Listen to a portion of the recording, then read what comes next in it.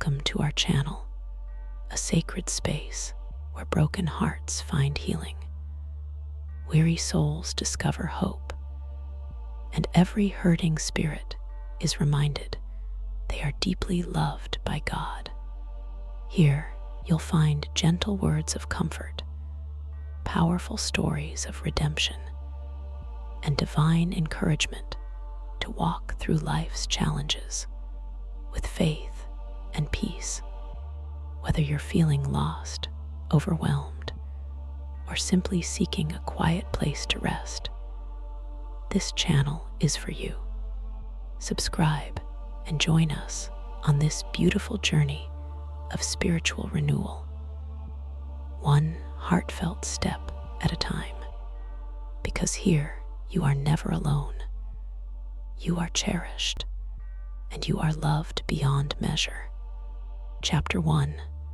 I saw you in the basket, my dear child, before you ever cried out from your pain, before the fear wrapped itself around your chest like chains in the dark. I saw you. You wonder where I was when your life felt out of control, when the ones who should have protected you couldn't or wouldn't.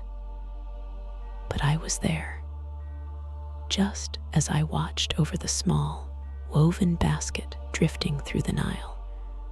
I have always watched over you. Do you remember the story of Moses? Not the miracles, not yet, but the beginning. He came into a world that feared him before it even knew him. The rulers had decreed that boys like him should not live. His mother, brave, trembling, desperate, made a choice no mother should ever have to make. With tear-stained hands, she tucked him into a basket made of reeds, kissed his forehead, and let him go. Let that image live in your heart. A fragile basket floating down a river of uncertainty. But it did not sink, because I was there, and I am here with you. There are moments in your life, perhaps right now, when you feel like that basket, adrift, unseen, unguarded. You fear that the currents of life will pull you under or crash you into something sharp and unforgiving. But just as I guided that small vessel to safety, I am guiding you. You may not always see me, but I never take my eyes off you. That baby did not know the name of the God who carried him, but I knew his, just as I know yours. Before anyone called you by name, before labels were placed on you, before failure tried to define you, before anxiety tried to rewrite your story, I named you mine.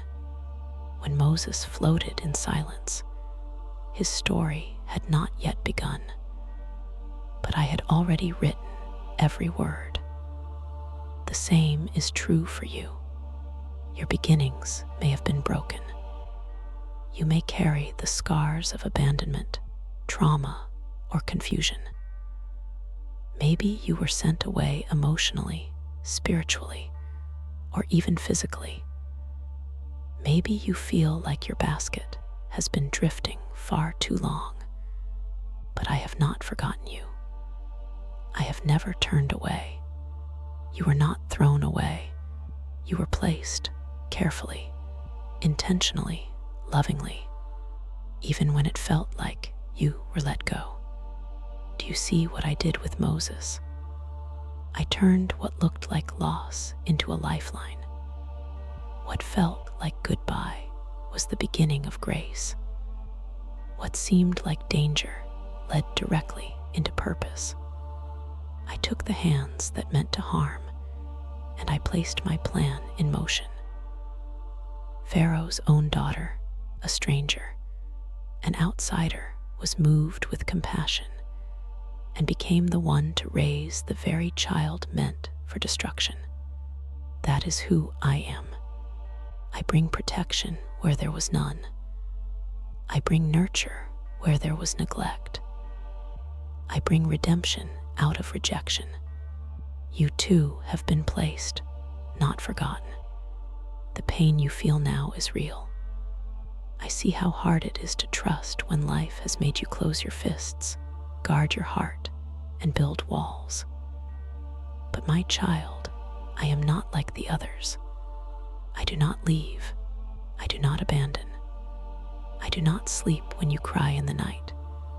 I do not turn away when you're messy, broken, or angry. I sit beside you. I whisper peace into your trembling soul. I hold you in arms that never grow tired. Even now, as you read these words, I am near. Even now, I see your heart, tired, bruised, still beating, and I say, you are not alone in that basket. You may feel lost, but I see the shore. You may feel forgotten, but I remember every detail. You may fear what's ahead, but I go before you. Moses' story didn't end in the water, and yours won't end in this pain. There is more comfort, more healing, more peace. Let this be your beginning again, not in your strength, but in mine. You don't have to fight the current anymore. You don't have to prove your worth. Just rest. Let me carry you. Let my hands be the riverbanks, keeping you from harm. Let my heart be the place where you are finally known and fully loved, because I have always been watching, even in the basket, especially in the basket. So tonight, lay your fears at my feet. Let the tears come. They are safe with me. Close your eyes and rest, knowing this. You were never invisible. You were never abandoned. You were always seen, and you are still. Mind, Chapter 2. You were never abandoned. My beloved, I know how heavy your heart feels. There are wounds within you that no one sees, not because you're hiding them, but because you've learned that not everyone stays when you show your pain. But I do. I stay, even when you think you've lost me. You've whispered it quietly, maybe even screamed it into the dark. Why did you leave me? And I want you to hear this clearly and gently. I never did. Abandonment is one of the deepest aches a soul can carry. It leaves you questioning your worth, your purpose, your place in this world. It tells you you're not enough to be loved, not valuable enough to be kept, not strong enough to be chosen. But those are lies, and I am truth. Even when people walked away, I stayed. Even when it felt like everyone forgot you, I remembered. Even when love felt conditional, mine never was. Look again at Moses. He grew up in a palace that never truly felt like home. Though he was raised among royalty, he was a stranger in both worlds, too Hebrew for the Egyptians, too Egyptian for the Hebrews. He carried the ache of not quite belonging, and when he tried to do something good, when he stood up for justice and defended a fellow Hebrew, it all fell apart. He ran into the wilderness, into isolation, into exile. He thought it was over. He thought he was alone. But that's when I began to speak. You see, I don't only meet my children in holy temples or perfect lives. I meet them in deserts. I speak through burning bushes. I draw near to the ones who have been pushed far away. Maybe you've been walking in your own wilderness. Maybe you've been wondering if you'll ever belong, if anyone will ever see you and stay. Maybe you've been thinking, this is just the way it is. Some people are meant to walk alone. But that is not your story, because I have never left you, not for a moment. You are not too much for me.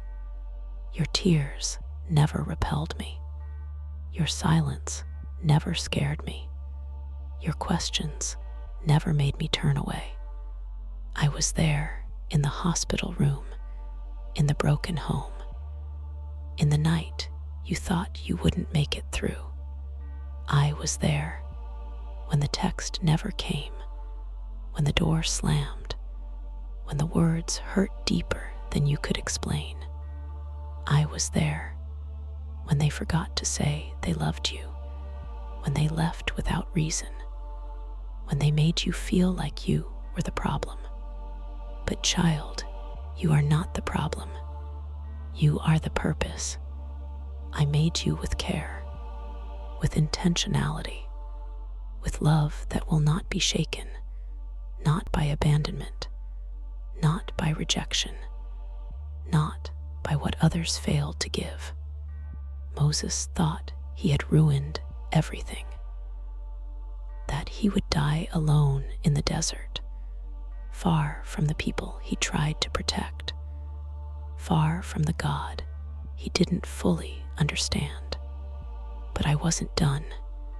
I found him, not because he found me, but because I never lost him. And I haven't lost you either. You may feel far, but distance is not a problem for me. I cross it in a whisper. I erase it with a breath. I know how the ache of abandonment shapes you. It makes you question who you are. It makes you build walls to protect yourself, even from me. But I am not here to hurt you. I am here to heal you. Let me be the one who stays. Let me sit with you in your sorrow, hold you in your fear, and remind you that the story is not over. Let me tell you the truth the world forgot to say. You are wanted. You are loved. You are not alone. I am the God who leaves the 99 to find the one. You are the one, and I have found you. So let the pain rise. Don't hold it in. You don't have to be strong for me. I already am strength for you. You don't have to fake joy for me. I already know the depths of your sorrow. Come as you are.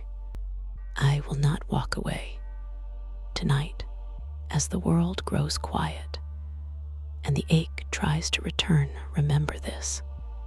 You have never truly been alone. Not even once. I am with you. I am for you. And I am never going to leave. Rest in that, my child. I have carved your name on the palms of my hands. Even if the world forgets you, I never will. You were never abandoned. You are eternally loved. Chapter 3. Even in Pharaoh's house, I was with you. My child, there are places in your past that you look back on with silence. Places that looked beautiful on the outside, but inside felt cold, unloving, misunderstood. You were there, but you didn't feel at home. You smiled, but not with your whole heart. You tried to fit in, but something inside you always whispered, I don't belong here. I know that feeling. So did Moses. He grew up in a palace, surrounded by riches and royalty. But it was not his true home. He wore clothes that didn't match his calling. He learned a language that didn't carry his heart.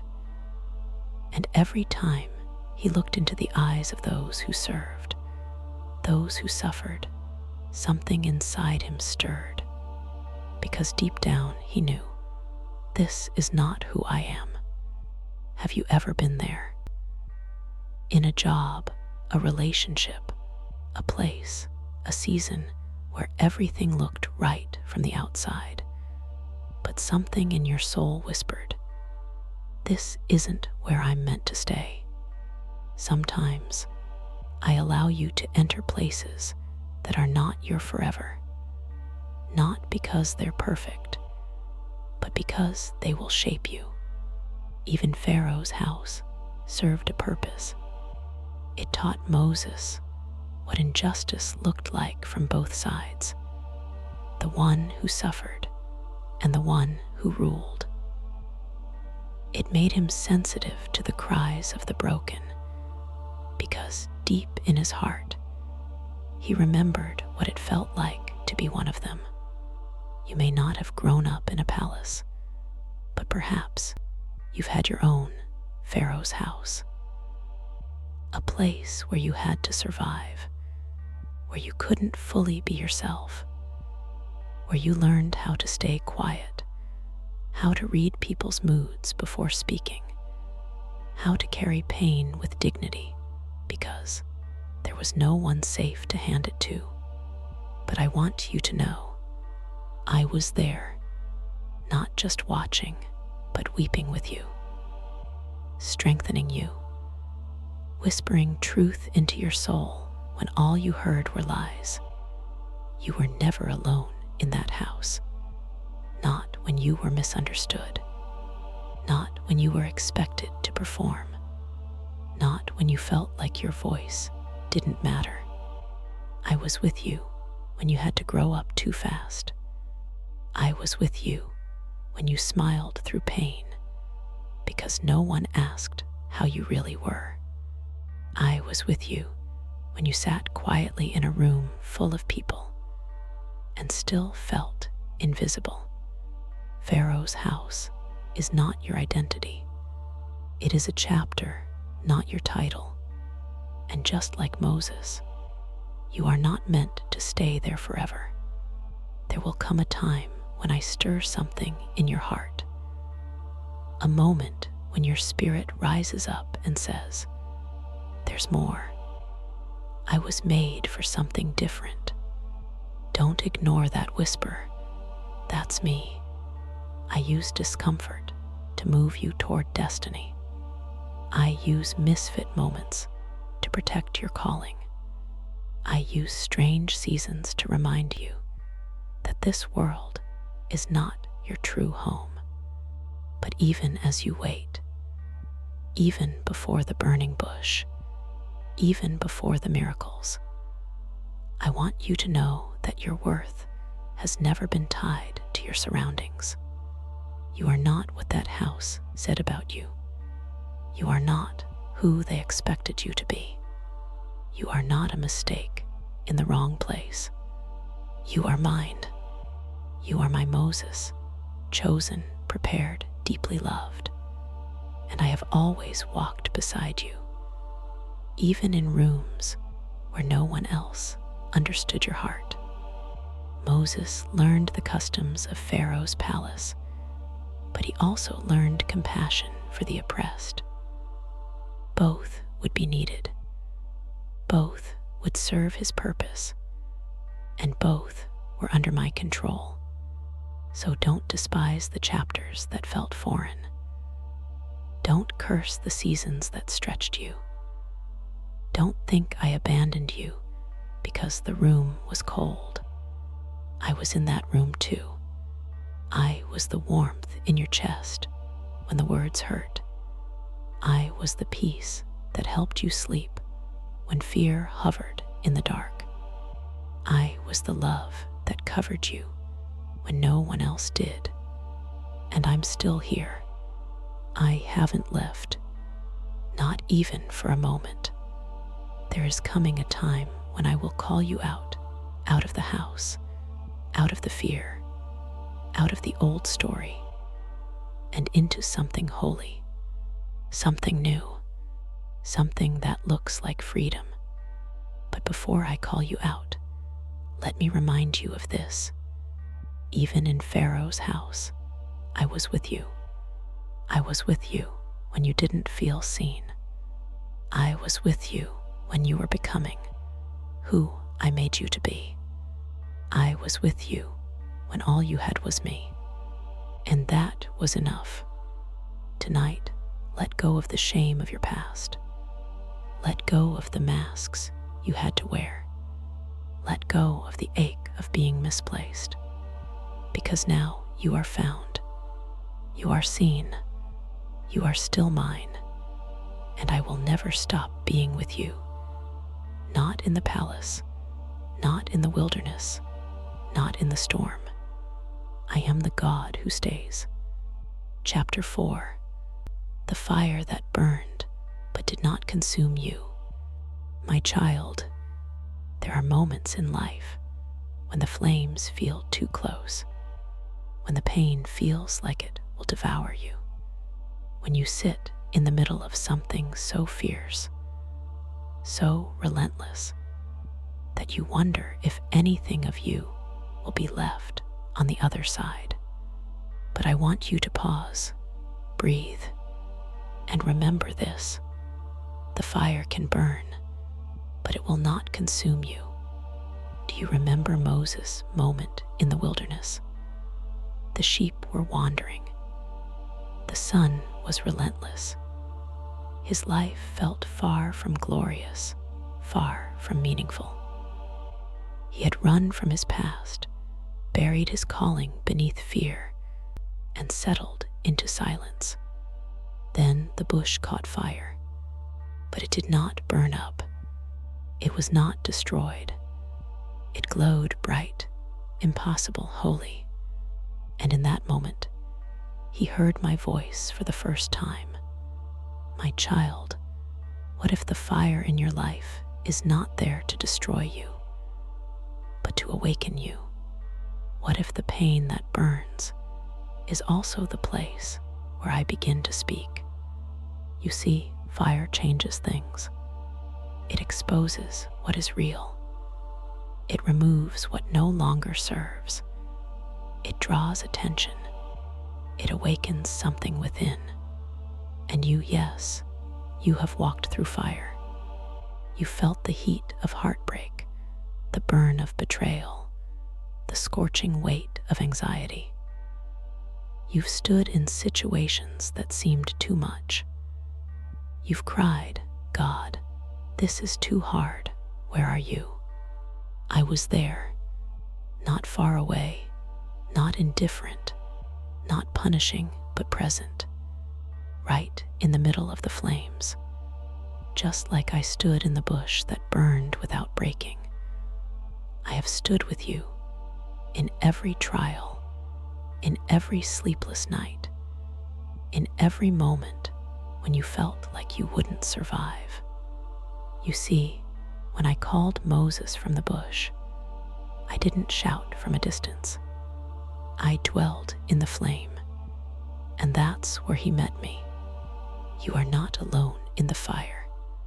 I am the flame that purifies, but does not destroy. I am the heat that brings light, not harm. I am the voice calling your name, not to frighten, but to awaken. You may be wondering why I allow the fire at all. Why the suffering, the loss, the silence, the heat? Because fire prepares. Moses wasn't ready until the wilderness stripped away his pride, until the silence quieted his fears, until the fire caught his eye and made him stop running. There is something sacred about the flame. What you're walking through or have walked through, it is not pointless. It's not punishment. It's preparation. There are parts of you I am refining. Not because I want less of you, but because I see the greatness I placed inside you. And like gold, it shines brightest when the fire removes the impurities. You are not being burned down.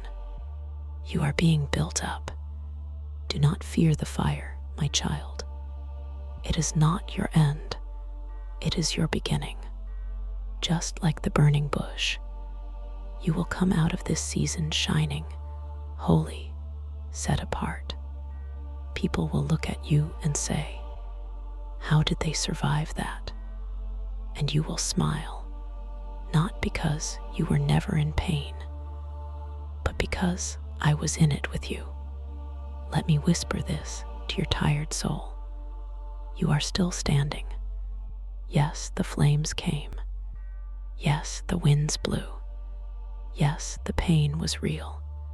But you are still here, and I am still with you. Let that be your miracle.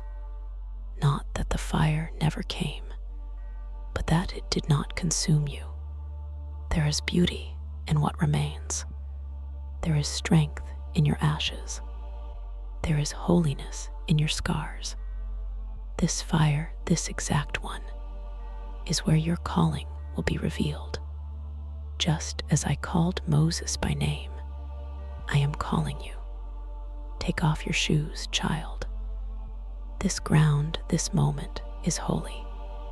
I know you feel tired. I know the fire has cost you, but it has also carved you. You are becoming. You are rising. You are stepping into something sacred. Let your heart be still. Let my voice rise above the crackle of fear. I am the God who speaks from the fire, but I am also the God who brings you safely through it. And one day, you will look back and say, "That fire should have destroyed me, but it didn't, because I was with you. I always will be. You are not alone in the flame. You are not lost in the heat. You are not defined by the fire. You are mine, and what is mine can never be consumed." Chapter 5. Your doubts are not bigger than my voice. My beloved child, you wrestle with questions you haven't dared to speak aloud. You love me, but you doubt. You want to trust, but fear keeps whispering louder than faith. You believe, but not always fully, not without trembling. And I want you to hear this. That's okay. Your doubts do not scare me. They do not offend me. They do not drive me away. They bring me closer. When Moses stood barefoot before the burning bush, that holy moment of divine encounter, his first instinct was not to say yes. It was to shrink back. Who am I, Lord? Why me? What if they don't believe me? What if I fail? What if I don't speak well enough? You see, even in the presence of undeniable glory, doubt found a voice in his heart. And yet, I did not leave. Instead, I answered, patiently, gently, reassuringly, because I do not need your perfection to fulfill my purpose. I need your presence. I need your yes, even if it's whispered through trembling lips. Child, you are not the only one who has looked at your calling and felt small. You are not the only one who has wondered if they heard me right. You are not the only one who said, "Lord, I think you chose the wrong person." But I don't make mistakes. I didn't choose you because you were flawless. I chose you because I love you, because I made you, because I see what you can't. I see the courage buried beneath your fear. I see the faith hidden beneath your questions. I see the fire I placed in you, the one that doubt can't put out. When Moses said, "I can't speak," I didn't take his assignment away. I simply said, "Who made your mouth?" My voice rose above his doubt, not with anger, but with promise. And today, I say the same to you. Who made you? Who gave you your heart, your mind, your gifts, your dreams? Who walks with you when the path gets heavy? Who still calls your name, even when you try to hide? I do. Your doubt may be loud, but my voice is louder. Your insecurity may echo, but my word is eternal. Your fear may shake you, but my hand holds you steady. I'm not asking you to be fearless. I'm asking you to be honest. Bring me your questions. Bring me your confusion. Bring me your what ifs, your maybes, your I don't knows. Moses did. Gideon did. Jeremiah did. Even my son in the garden cried out with anguish, "If it is possible, take this cup from me." Doubt is not the absence of faith. It's the space where faith is tested and strengthened. I would rather you bring me your fragile trust than pretend you have it all together. Because when you are weak, I can be strong in you. I am not asking for a polished version of your faith. I am asking for the real you, questions, fears, and all. Do you remember how I responded to Moses? I didn't leave. I didn't scold. I didn't say, "Come back when you're more confident." I said, "I will be with you." That's my promise to you today, too. I will be with you in the doubt, in the silence, in the wrestle. And I will keep speaking. You may not always hear me clearly. You may second guess what you feel in your spirit. You may stumble over what I've called you to say or do. But I am not measuring your performance. I am loving your heart. There is a voice that rises above your fear. It is the same voice that spoke light into darkness. The same voice that calmed the storm. The same voice that called Lazarus from the grave. The same voice that whispered your name before you were born. It is the voice of your Father, and it is always stronger than your doubt. So don't let doubt define you. Let it draw you nearer. Let it be the soil where deeper trust takes root. Let it be the place where you discover not just who you are, but who I am. I am not fragile like human approval. I don't walk away when your faith shakes. I remain. So tonight, rest your heart. Let the questions come, but don't let them convince you that I'm distant, because I am not far. I am here, still speaking, still guiding, still choosing you, and my voice will always be greater than your doubt. Chapter 6. You're not too broken to be chosen. My precious child, there is a lie the enemy has tried to tattoo across your soul. A whisper that you're too far gone, too flawed, too damaged to be used by me. But I want you to hear this now, and let it sink deeper than your shame ever did. You are not too broken to be chosen. You look at the cracks in your heart, the wounds you've collected, the pieces you've tried to hold together, and you assume they disqualify you. But those very places of pain are where my glory can shine brightest. I do not call the perfect. I call the willing, and I heal as I use. Do you remember Moses past? Before the plagues, before the miracles, before the mountain, he was a man with blood on his hands. a man who acted out of anger and fear, a man who ran. Moses killed someone. He didn't mean for his story to turn violent, but it did. He tried to right a wrong, and instead, everything went wrong. In panic, he fled. In shame, he hid. And yet, I still called him, not after he fixed himself, not after he earned redemption, not after he proved anything. I called him from the very wilderness he tried to disappear into, because I knew who he was and who he would become.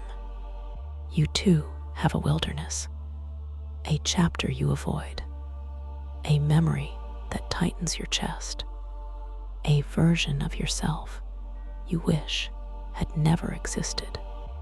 But I was there. I saw it all, and I never stopped choosing you. Your brokenness doesn't scare me. I specialize in broken things. I make rivers flow from deserts. I make beauty rise from ashes. I make wholeness out of what the world calls worthless. The same hands that wrote commandments in stone also reached for Moses. The fugitive, the failure, the flawed. You are not forgotten because you fell. You are not disqualified because you doubted. You are not unusable because you've been hurt. In fact, it is your wounds that make you compassionate, your tears that make you tender, your brokenness that makes you beautiful in the kingdom. I didn't choose you because of your record.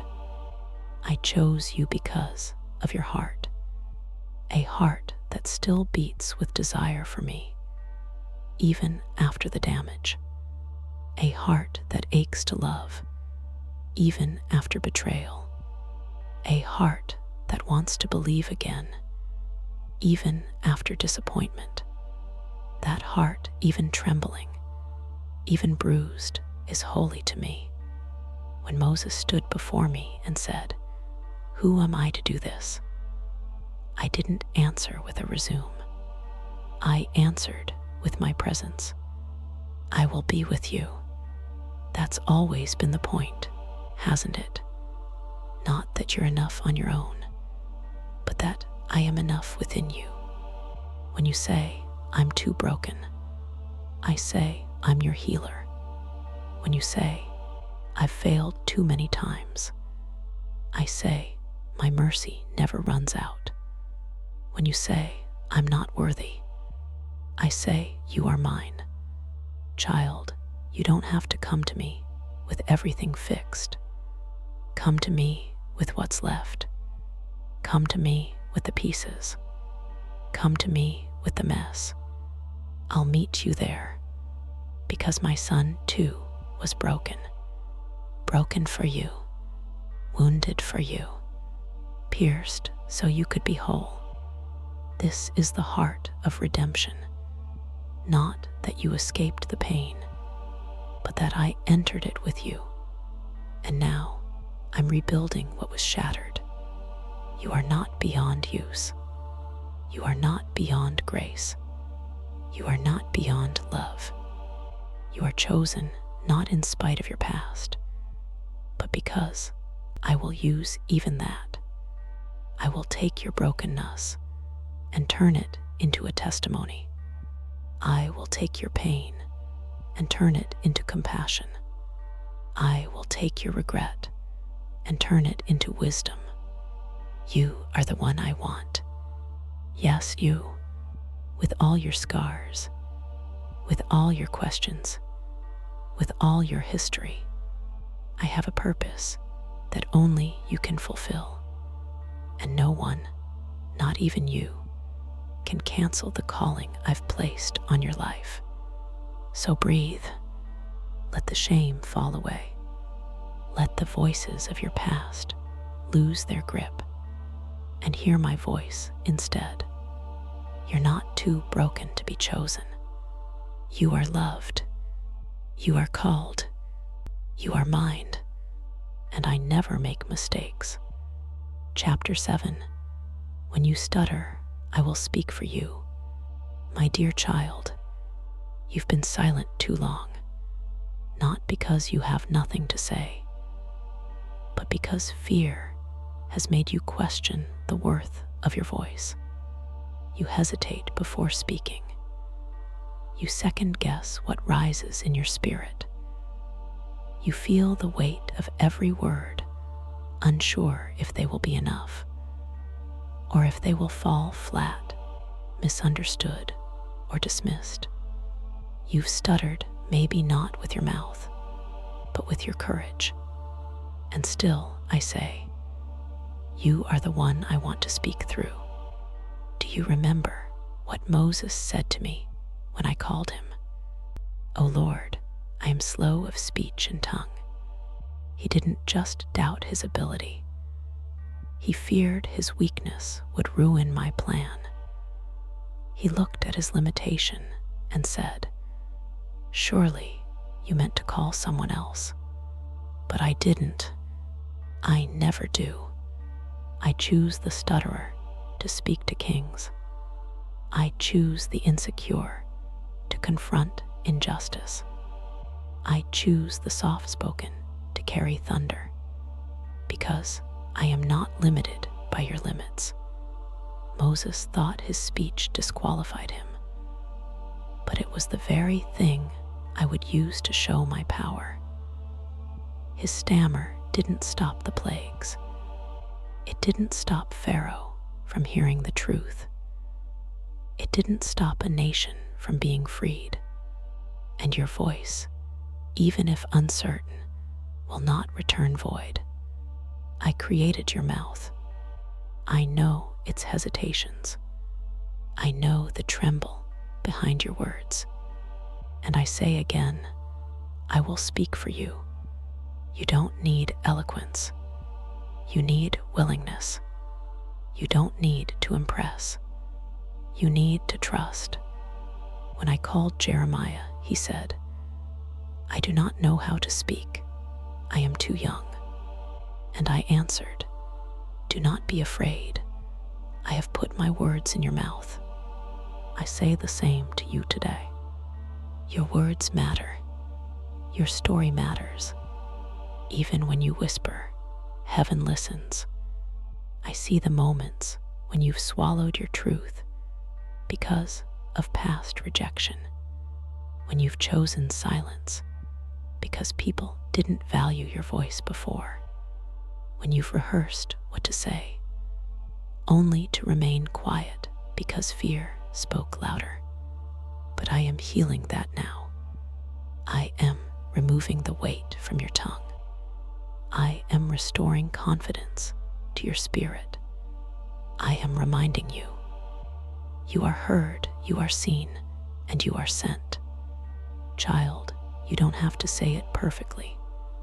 You just have to say it faithfully. Let me be your words when you can't find any. Let me fill your mouth when yours feels empty. Let me carry the message. I only need your mouth to open. When Moses resisted, I still made a way. I sent Aaron to walk with him, but notice, it was still Moses whom I called. Aaron spoke, yes, but it was Moses who led. Moses who carried the staff. Moses who listened directly to my voice. Your weakness is not the end. It is the opening. Where you fall short, I fill in. Where you stutter, I steady. Where you tremble, I triumph. So speak, even if your voice shakes. Pray, even if the words come slow. Tell your story, even if it's messy. Because when you speak with me, chains break. Your words, bathed in my spirit, are powerful. They are not just sounds, they are seeds. They plant truth. They scatter light. They pierce darkness. The enemy wants to silence you, because He knows what your voice will do when it's aligned with mine. But today, I break that silence.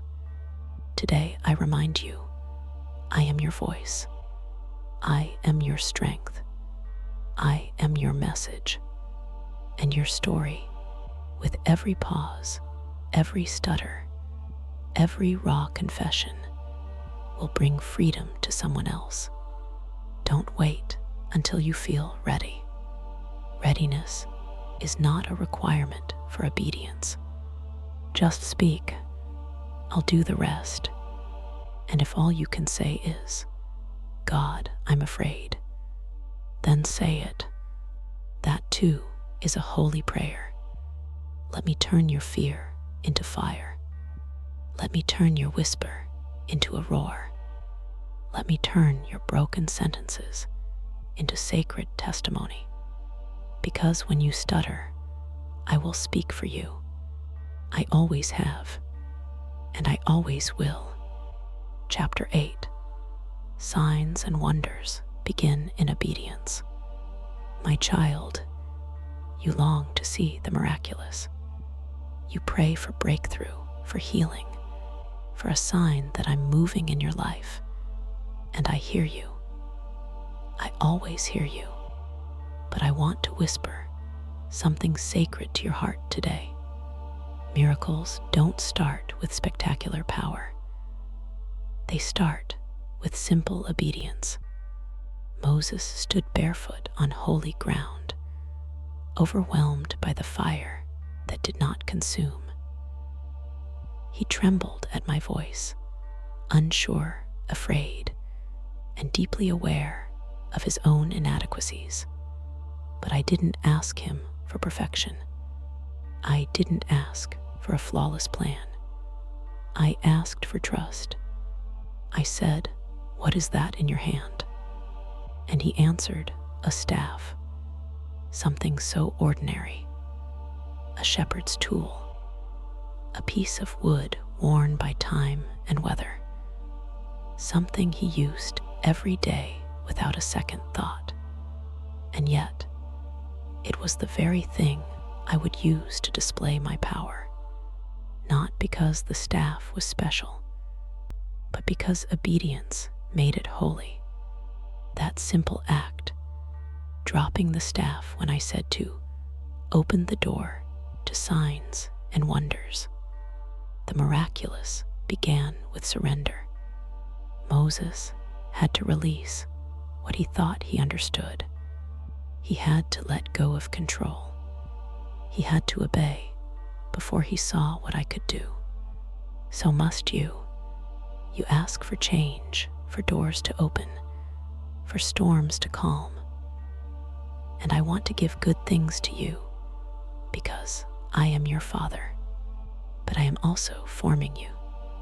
And that formation often begins with small acts of faith, forgiving someone who hurt you, showing kindness when it's easier to stay silent, praying even when your heart feels dry, saying yes when it would be easier to hide. These things don't seem grand, but in my kingdom, obedience is never wasted. You don't have to part, cease to be in my will. You don't have to stand before Pharaoh to live a meaningful life. You just have to listen and say yes. Moses didn't know that simple steps would become supernatural milestones. He didn't know that the staff he once used to guide sheep would one day part oceans, strike rocks to release water, and point toward freedom. He only knew that I was asking, and he chose to obey. Child, there are signs and wonders ahead for you too, but they are on the other side of surrender. I will take the ordinary in your hands, your time, your words, your talents, your broken pieces, and I will use them in extraordinary ways. But first, will you trust me with them? Will you let me use what feels small? Will you obey even when it doesn't make sense? Will you move even if the ground beneath you feels uncertain? You don't have to understand every step. You just have to take the next one. Obedience is not about being strong. It's about being willing.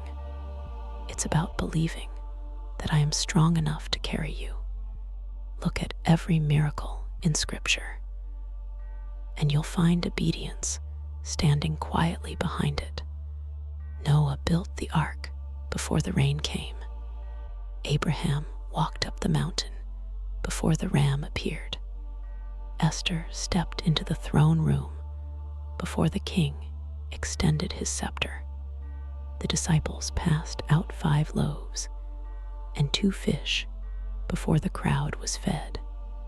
And Moses, he obeyed, staff in hand, heart pounding, voice trembling before the plagues, before the Passover, before the Exodus. Signs and wonders are born in surrender. I'm not asking you to have all the answers. I'm asking you to hold out your hand, to offer me your staff, to release the fear and say, "Here I am, Lord." That is enough, because I am the one who turns water to blood, staffs into serpents, and fear into freedom. I am the one who makes miracles from the mundane. You may think you're just surviving right now, but I am setting the stage for something greater. And it starts with one step. So today, don't wait for the thunder. Don't wait for the sea to part. Start with yes. Start with the small. Start with surrender. That is where the wonders begin. And I will be with you every step forward. Chapter 9. The plagues and the patience of my love. My child, when you look at your life, there are seasons that feel like plagues, times when everything seems to go wrong, one hardship after another. You cry out and ask, "God, where are you in this mess?" I want you to know this. I am not absent in your pain. I am patient in your process. When I sent Moses to confront Pharaoh, it wasn't instant. Freedom didn't come after one conversation, one miracle, or one day. It came through plagues, through waiting, through relentless struggle. And even that was not without purpose. Each plague was not only a sign to Egypt, it was also a revelation to my people. I was showing them that no God, no ruler, no force of oppression was greater than me.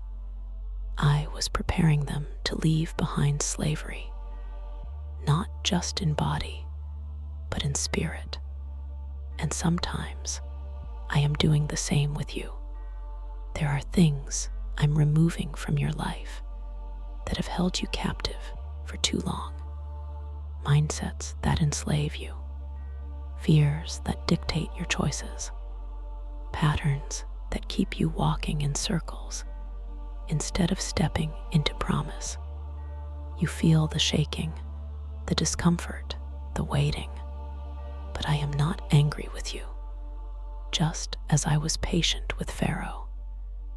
Even when he hardened his heart, I am patient with you.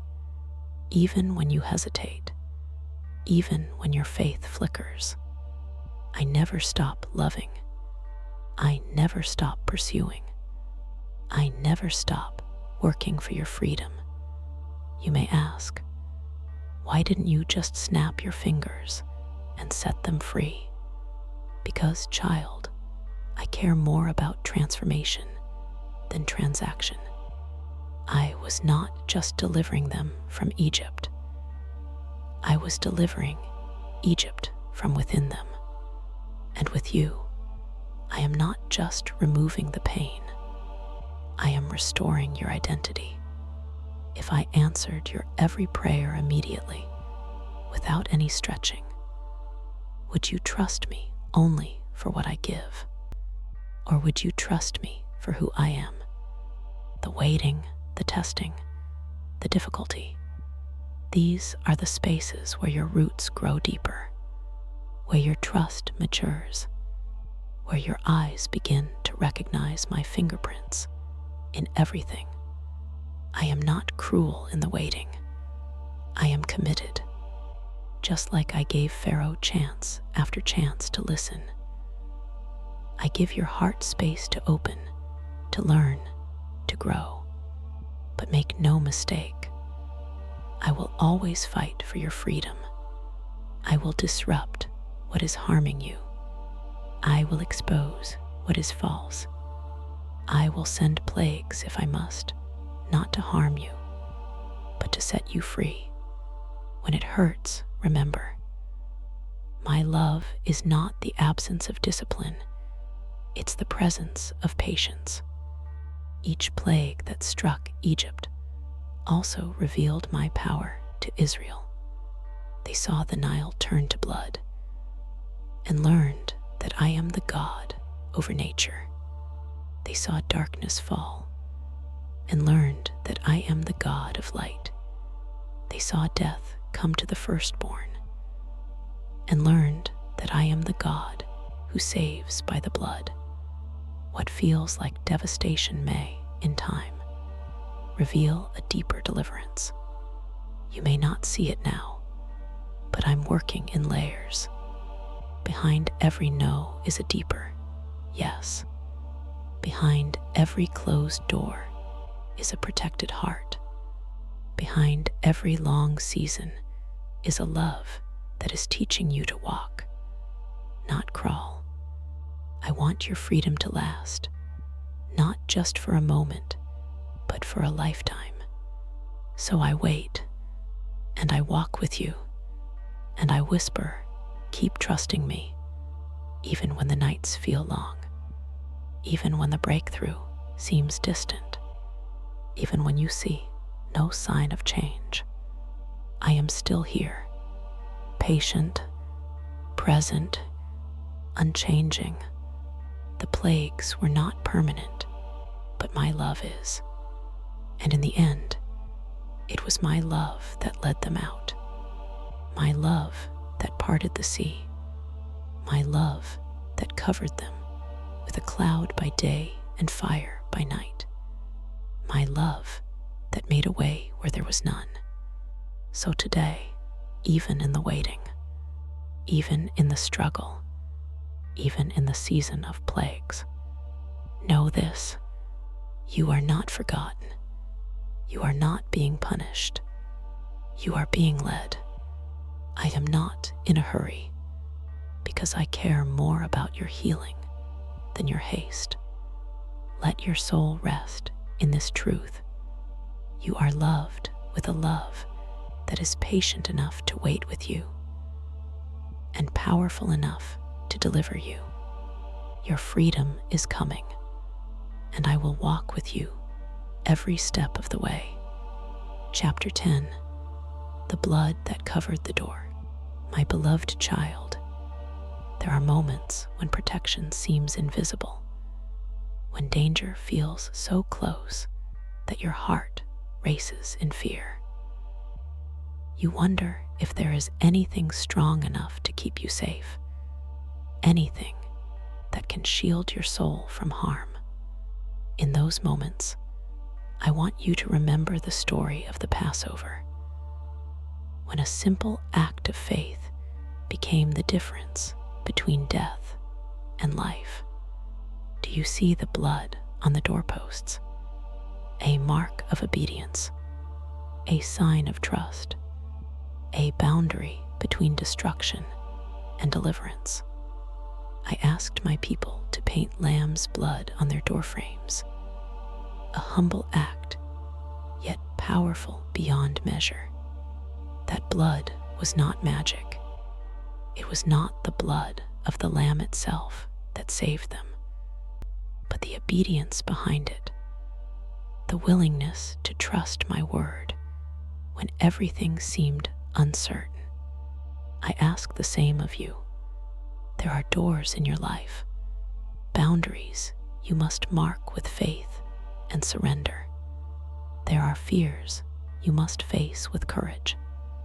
There are protections you must claim even when the enemy tries to convince you they don't exist.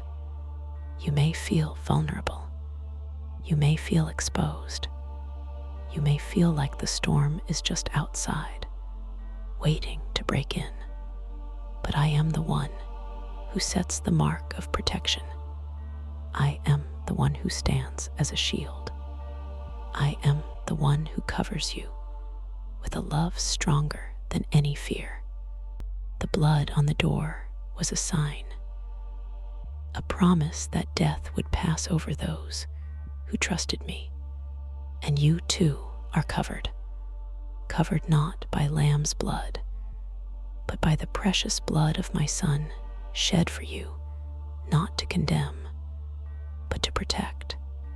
When you feel fear knocking at your door, remember this: you are marked by grace. You are covered by mercy. You are shielded by love.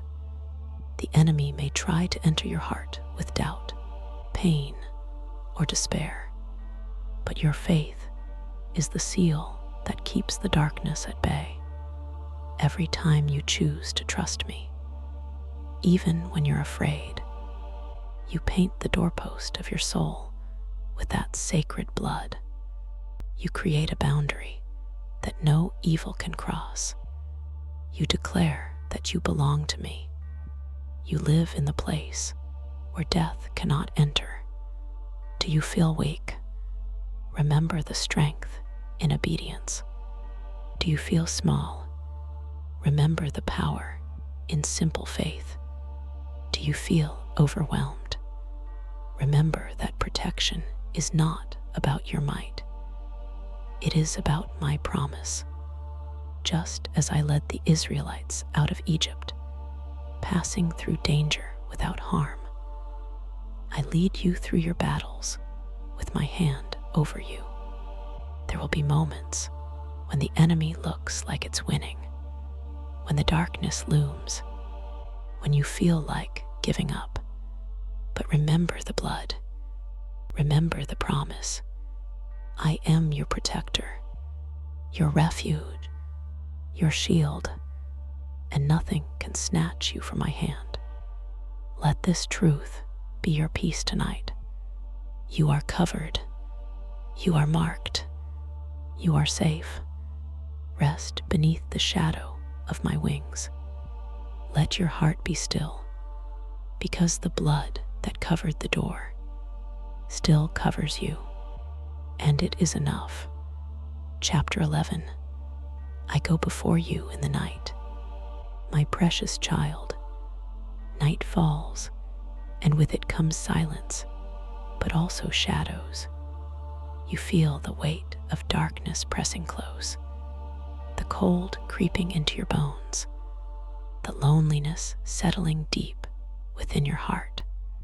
Fear tries to claim the night as its kingdom. Worries whisper louder. Questions multiply. The unknown looms large. But I want you to hear this gentle truth. I go before you in the night, before your first breath, before your first step, before your first prayer. I was there. Before the stars blinked awake, before the moon cast its silver glow, before you felt the chill of the night air, I was there. I am the light that never fades, the presence that never leaves. When you lie awake wondering if you're truly safe, remember I walk ahead. When shadows stretch long and your heart races with worry, remember I am the one who parts darkness. When silence feels deafening, know I am whispering peace. The Israelites knew this well. When they fled Egypt, the night threatened their freedom, but I went before them as a pillar of fire, a light to guide, a warmth to protect. You too are led by that same fire, not a flame that consumes, but a flame that illuminates your path, not a fire that burns you down, but a fire that burns away fear. Sometimes you may not see me clearly. Sometimes the night may feel endless. Sometimes you may wonder if dawn will ever come. But I promise the dawn is coming, because I am faithful. I am the God who holds you steady when the world shakes. I am the God who shelters you under my wings when the storms rage.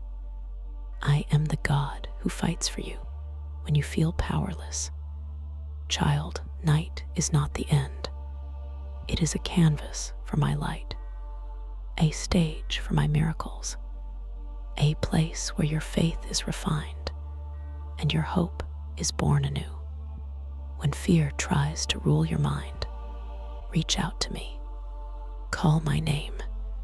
Feel my presence wrap around you like a warm blanket. Let my peace settle like dew on your weary soul. You do not walk alone in the dark.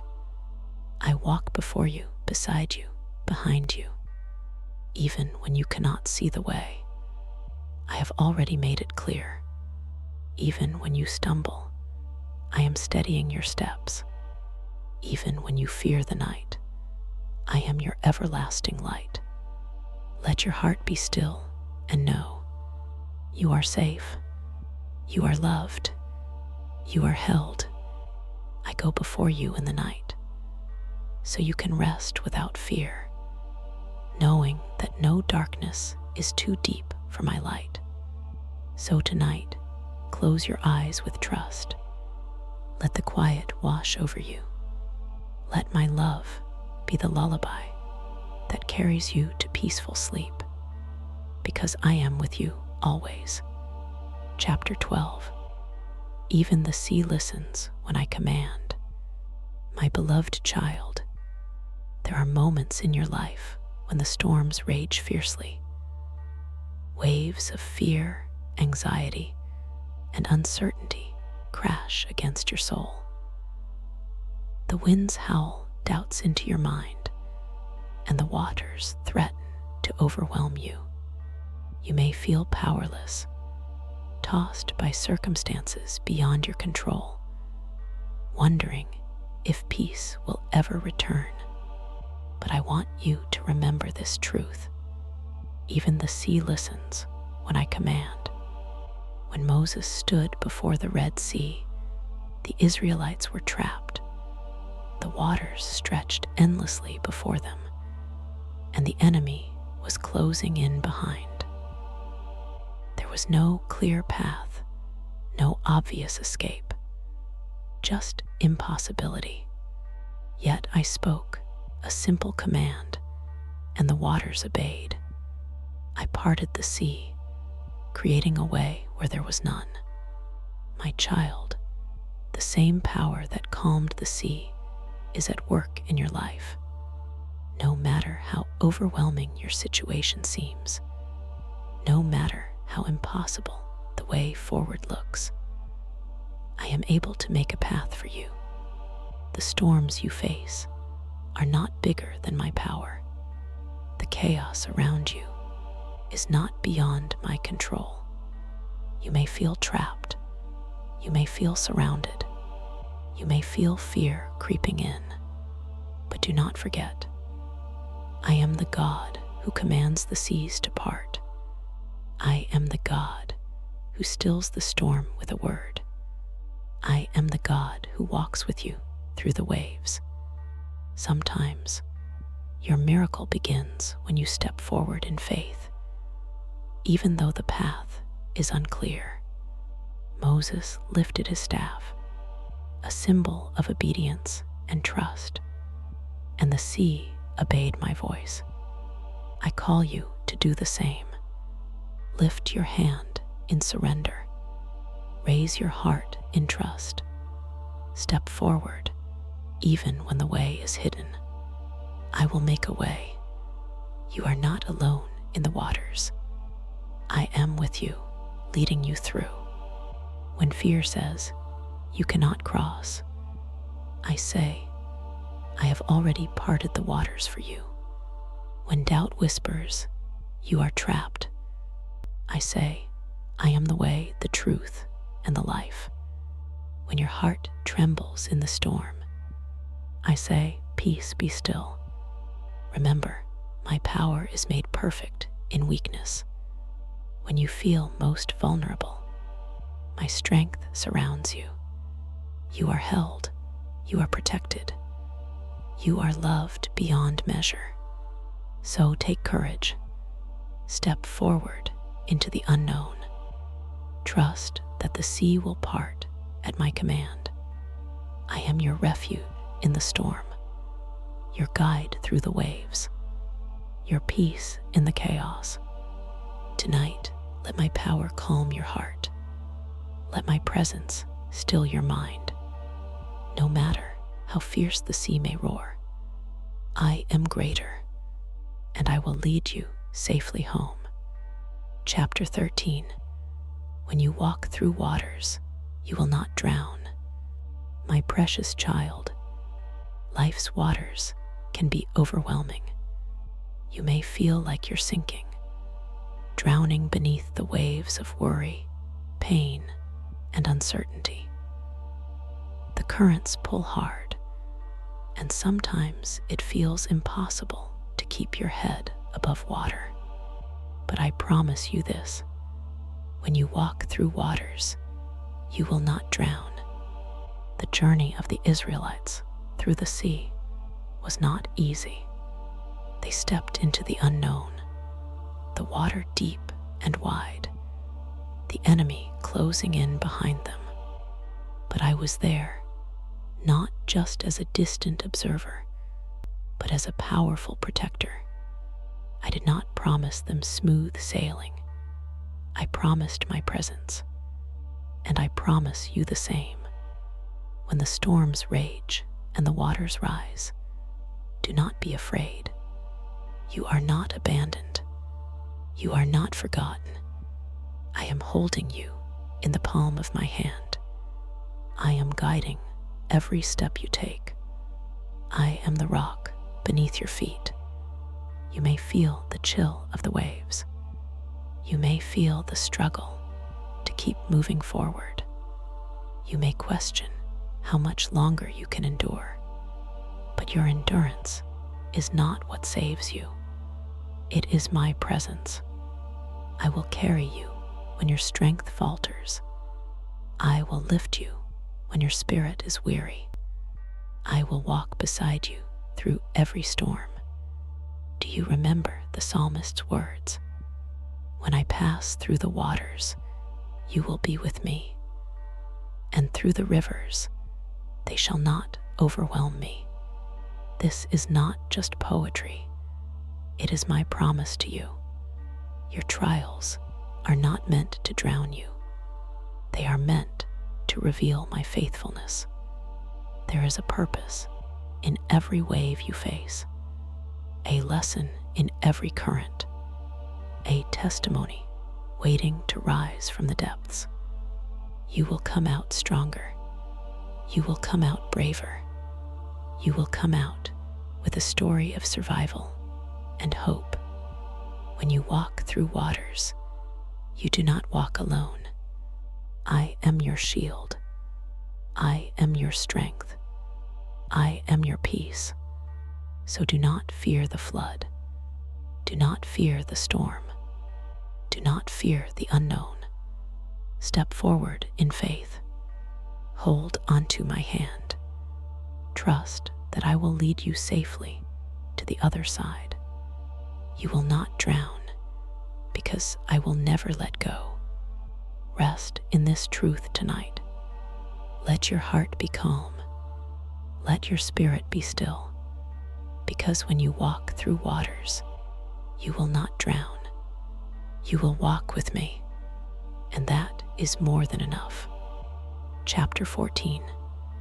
In the wilderness, I am your bread. My dear child, there are times when you feel lost in a wilderness, dry, barren, and endless. A place where hope seems distant, where hunger gnaws at your spirit, and where every step feels heavy with uncertainty. I want you to know this. In the wilderness, I am your bread.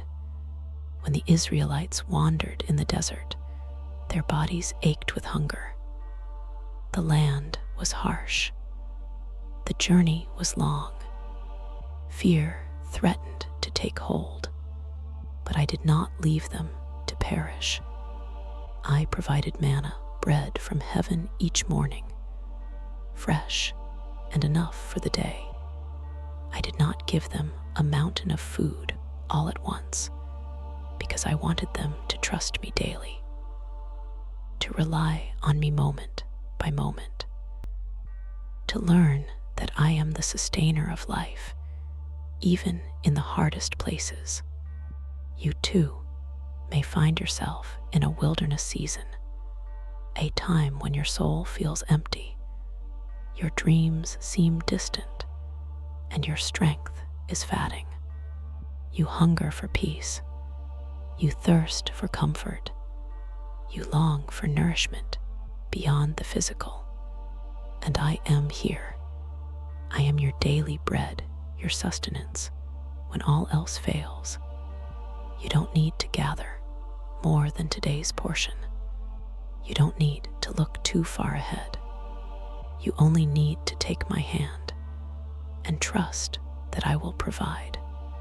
Each morning, I meet you with grace. Each day, I fill you with hope. Each moment, I sustain you through the wilderness. Remember, the wilderness is not a place of abandonment. It is a place of preparation, just as I shaped Moses there, shaping you through your wilderness season. I am teaching you dependence, patience, and faith. I am strengthening you for what lies ahead. So when hunger presses, come to me. When doubts rise, come to me. When you feel weak, come to me. I will fill you. I will nourish you. I will restore you. You are not alone in this desert. I am with you, your bread, your life, your hope. Take heart, my child. The wilderness will not last forever, and in the waiting, you are being made whole. Chapter 15. Water flows even from a rock. My beloved child, there are moments when life feels dry, when your soul thirsts deeply, and no comfort seems near. You search for relief in places that cannot satisfy. You feel parched by loneliness, worry, or weariness. But hear this truth I whisper to you now. Water flows even from a rock. Do you remember when Moses, with a heavy heart and weary hands, struck the rock in the wilderness? From that unyielding stone, life-giving water poured forth to quench the thirst of a wandering people.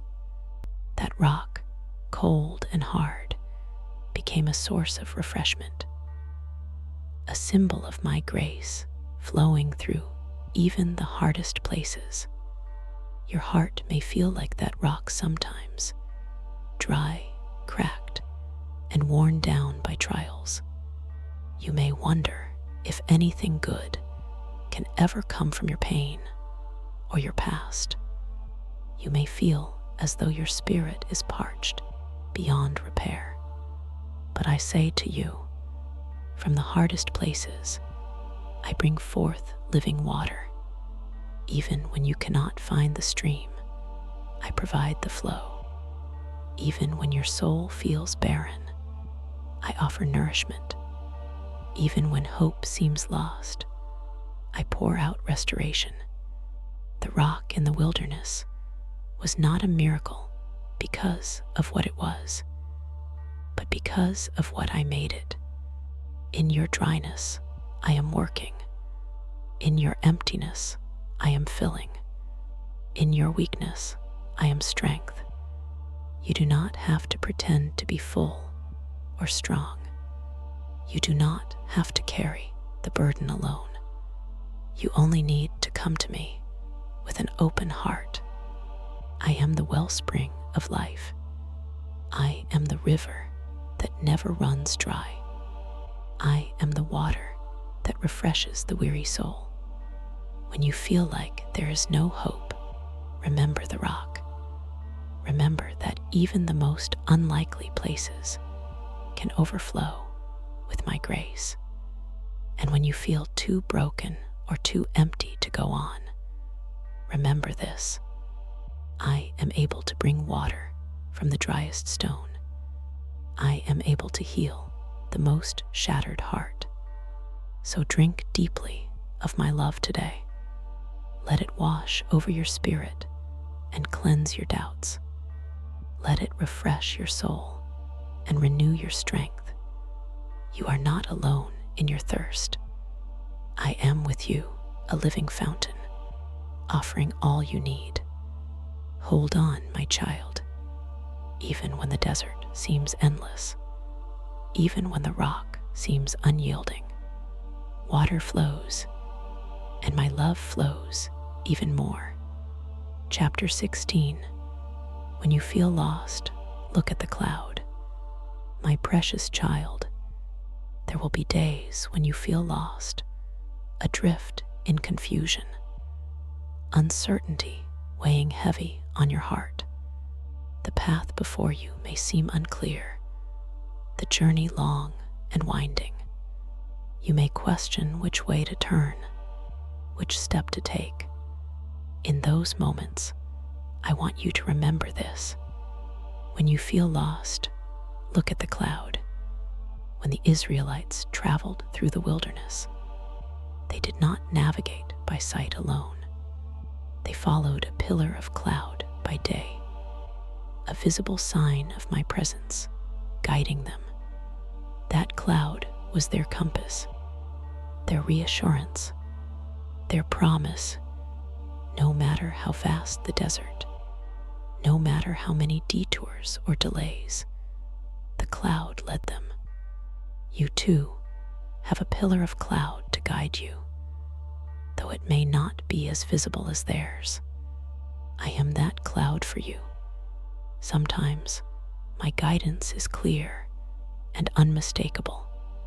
Other times it feels hidden, mysterious.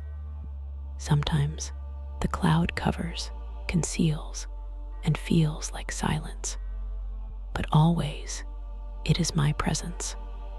You may not understand every twist or turn in your journey. You may not see what lies ahead.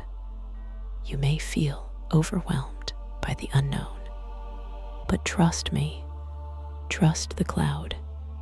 It does not promise an easy path. It does not guarantee immediate answers, but it promises to lead you faithfully. When you feel lost, do not panic. Do not despair. Look up. Seek me. Follow my presence. Remember, the cloud was not just a guide, it was protection. It shielded the Israelites from the scorching sun, from their enemies, from harm. I am that same shield for you. Even when you cannot see me clearly, I am there covering you, guiding you, loving you. You are never truly lost when you walk with me. Your steps may falter, your heart may ache, your mind may be confused, but my presence is constant. Hold on to that. Let it steady your soul. Let it calm your fears. The cloud is a reminder that you are not alone, that even in uncertainty, you are carried, that every step you take is watched over. Sometimes, the journey is about learning to trust the cloud more than the path. Sometimes, the greatest faith is following when you cannot see. I am with you. I am guiding you. I am protecting you. So when you feel lost, remember to look up. Look to me. I will lead you home. Chapter 17. Your complaints are not too much for me. My dear child, I hear the cries you try to hide, the complaints you whisper in the quiet moments, the frustrations you think no one sees. You feel overwhelmed, burdened, and sometimes you just want to say, "Why is this happening to me?" I want you to know your complaints are not too much for me. The Israelites in the wilderness grumbled often. They complained about hunger, thirst, and the hardships they faced.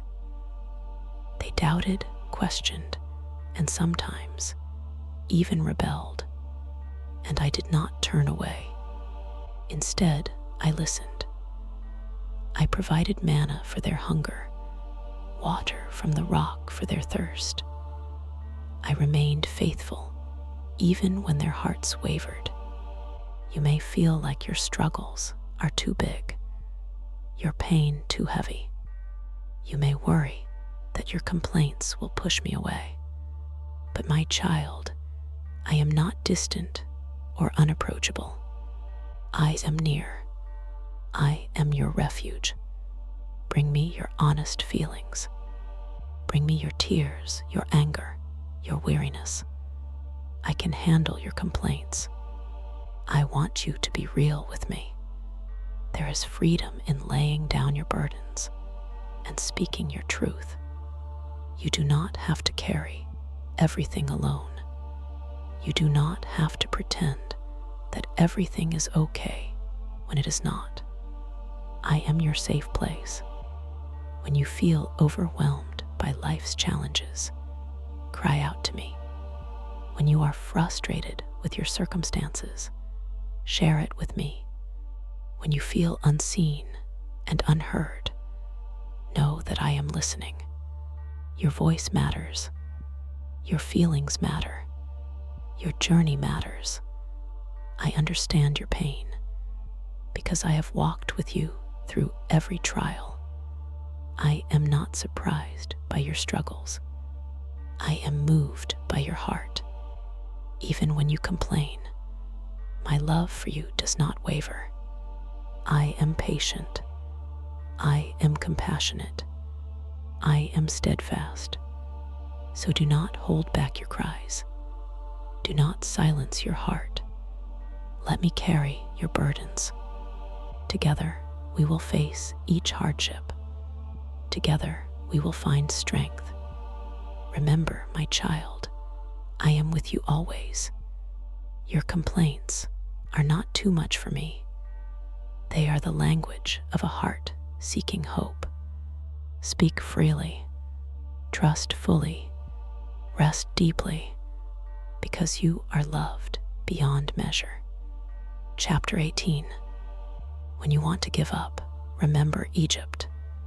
My beloved child, there will come moments when you feel like giving up, when the weight of your journey presses down so heavily, and the path ahead feels too difficult to bear. When your heart whispers, "I can't do this anymore." In those moments, I want you to remember Egypt. The Israelites had endured years of slavery, cruelty, oppression, and relentless hardship.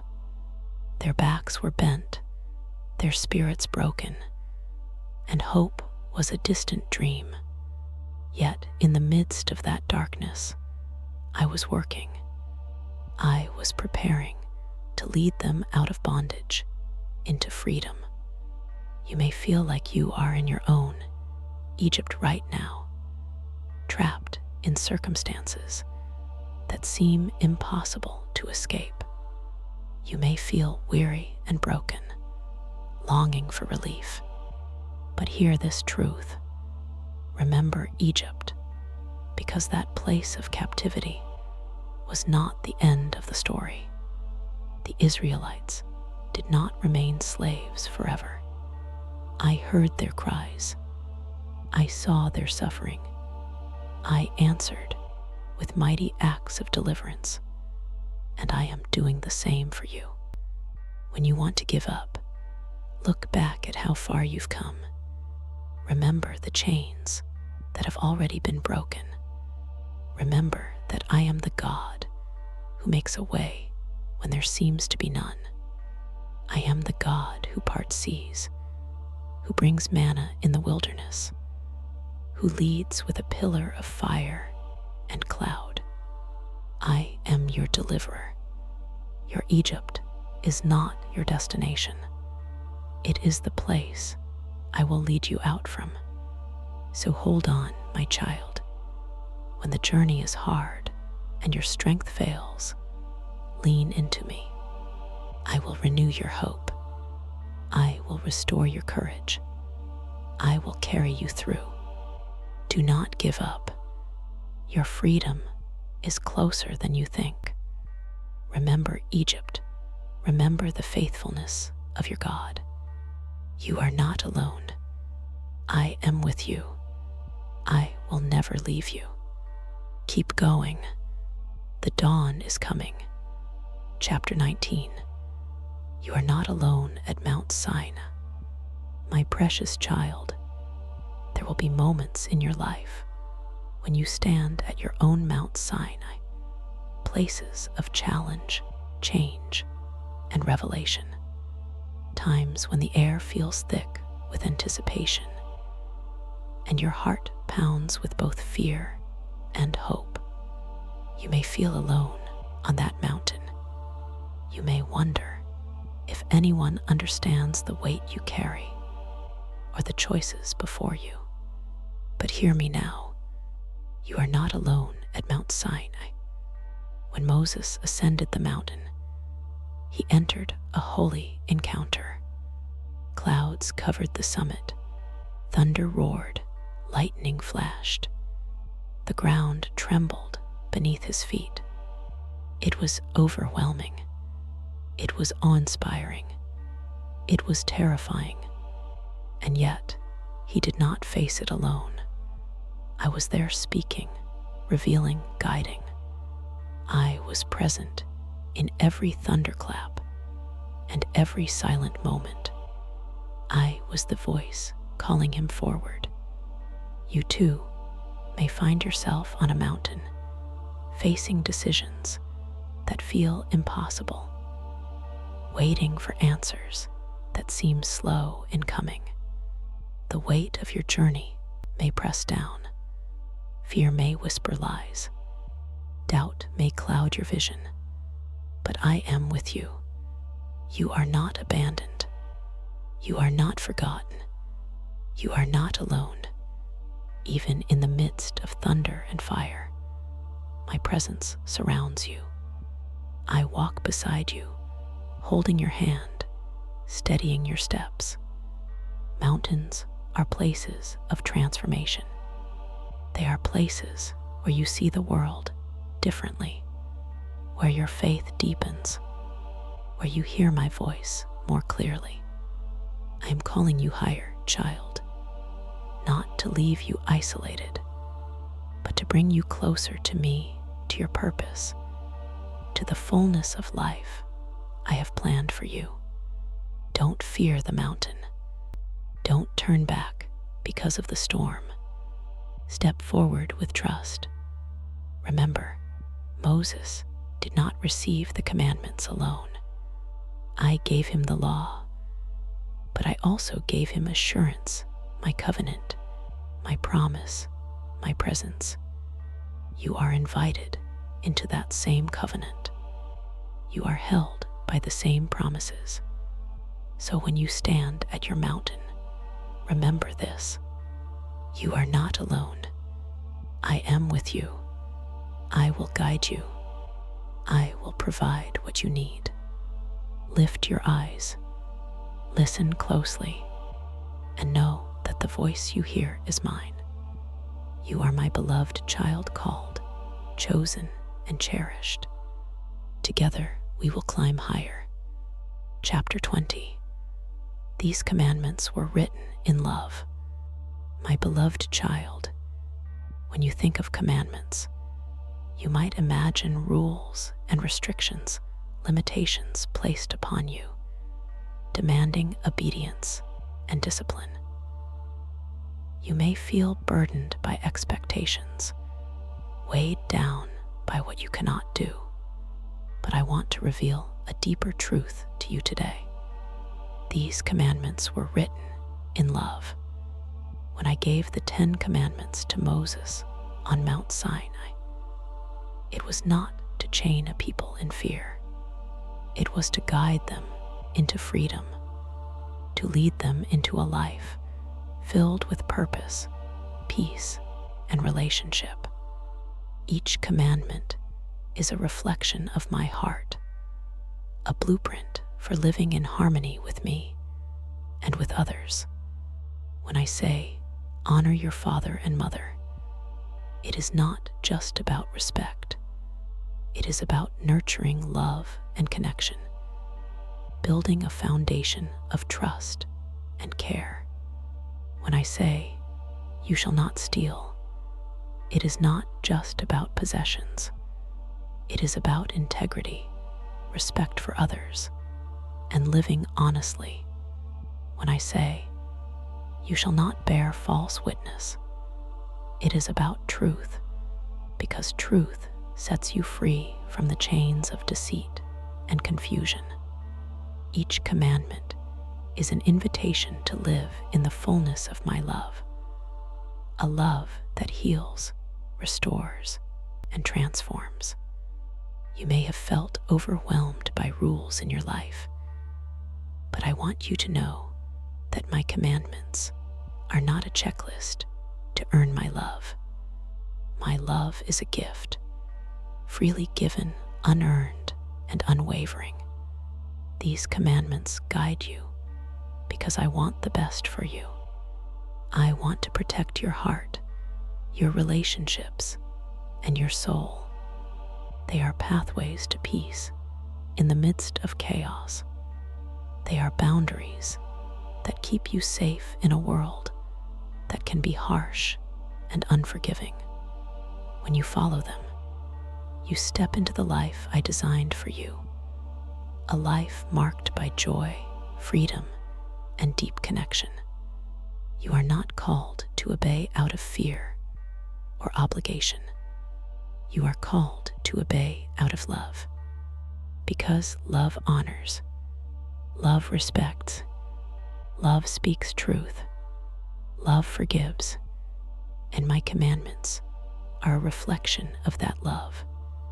I do not desire your perfection. I desire your heart, a heart willing to walk with me, to seek me, and to live in the light of my love. So when the weight of expectations feels heavy, remember this: I gave you these commandments not to limit you, but to set you free. They are a guidepost on the journey toward wholeness, a lamp to your feet when the path seems dark, and they come from a heart that loves you beyond measure. Embrace them not as burdens, but as blessings.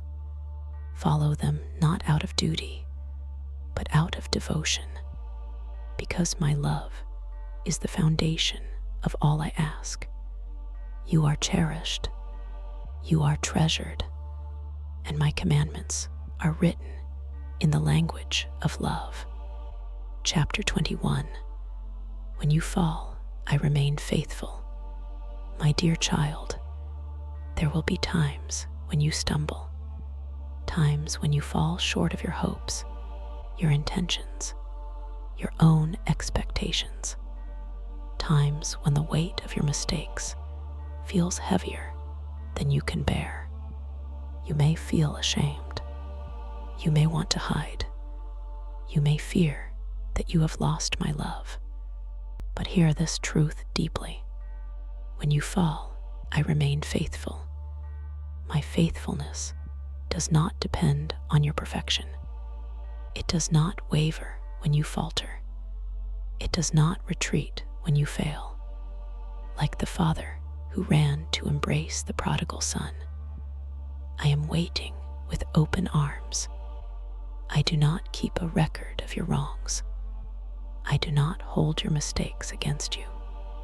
Instead, I meet you where you are broken, weary, repentant, and remind you of my endless grace.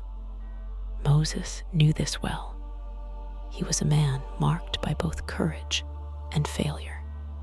He struck the rock twice when I commanded him to speak to it once. Because of this, he was not allowed to enter the promised land. Yet, even in this disappointment, my love did not fade. I remained faithful. I continued to guide him. I upheld him. You too may feel the sting of failure. You may feel the weight of regret pressing down. You may question if you can ever rise again. But my child, my faithfulness is bigger than every fall. It is wider than every fault. It is stronger than every shame. Do not let your mistakes define you. Do not let your failures silence your hope. I am a God of restoration, a God of second chances, a God who picks you up when you are down. Come to me with your brokenness. Lay your burdens at my feet. Receive the forgiveness and grace that are always waiting. Your falls do not disqualify you from my love. They do not end your story. In fact, they often become the beginning of something new. When you fall, I remain faithful. When you doubt, I remain patient. When you fear, I remain steadfast. My promises do not fail. My covenant with you is eternal. So rise, child. Step forward in faith. Trust in my unwavering love. You are cherished beyond measure. You are held by a faithfulness that never fades. And no matter how many times you fall, I will never stop lifting you. Chapter 22. The Golden Calf and the Golden Mercy. My dear child, there are times when you stray from the path I have set for you, moments when fear, impatience, or confusion lead you to create idols in your heart. You may seek comfort in things that cannot save, putting your trust in what is fragile and fleeting. I understand. The Israelites did the same. When Moses ascended Mount Sinai, receiving my commandments, the people grew restless. In their anxiety and doubt, they fashioned a golden calf, a false god to worship. They turned away from me, searching for security in what they could see and touch. Yet, even in their rebellion, my mercy remained. Though their actions broke my heart, I did not abandon them. I showed them golden mercy, a love that does not give up, even when you turn away. My child, you may sometimes create idols too. It might be control, success, approval, or even your own plans. You might put your hope in things that cannot save you. You may feel lost or distant from me when the path is unclear or difficult, but my mercy is greater than any mistake. My forgiveness is deeper than any fall. When you stray, I call you back. When you doubt, I remind you of my promises. When you fall, I lift you with grace. like Moses, who pleaded on behalf of the people, interceding for their restoration. I desire to restore your heart to me. You are never beyond my reach. You are never too far gone for my mercy. Your mistakes do not define you. My love does. I see beyond the golden calves in your life. I see the child I created, beloved and precious. So when you feel lost or distant, remember, my mercy is golden. It shines brightest in your darkest moments. Come to me, child. Lay down your idols. Receive my grace. I am waiting with open arms, ready to restore, heal, and renew, because my love never fails. Chapter 23. I spoke to you face to face. My beloved child, there is a longing deep within you to know me not just from afar, but intimately, to hear my voice clearly, to feel my presence close, to walk with me as a friend, as a companion, as one deeply known and loved. This was the desire of Moses. Unlike others who only heard my voice through prophets or dreams, Moses spoke to me face to face, as a man speaks to his friend. It was a sacred intimacy, a relationship marked by trust, openness, and deep love. And though you may not stand on Mount Sinai or see a burning bush, I offer you that same closeness. I want you to know me not as a distant God, but as your closest companion. I want you to hear my whispers in your heart. I want you to feel my hand guiding your steps. You are invited into this intimate walk. I am not a God of distance or silence. I am present with you in every moment when you rejoice, when you grieve, when you wonder, when you doubt. Sometimes the noise of life can drown out my voice, but I am always speaking through scripture, through prayer, through the gentle nudges of your spirit. I long for you to listen, to come close, to lean in. Moses faced challenges, fears, and uncertainties, yet his relationship with me gave him strength beyond his own. He knew that in me, he was never alone. You too have access to this sacred connection. You can come to me with your fears, your hopes, your questions. You can speak honestly, without pretense. I see you, I hear you, I know you, and I love you beyond measure. This intimacy is not reserved for the perfect or the powerful. It is a gift freely given to every child who seeks me. So come, my child, step into the light of our friendship. Let me speak to you face to face, in the quiet of your heart, in the stillness of your soul. You are never too far, never too broken, never too lost to know me deeply. I am here. I am near. I am yours. Walk with me and find the peace your soul longs for. Chapter 24. You carried more than you were meant to.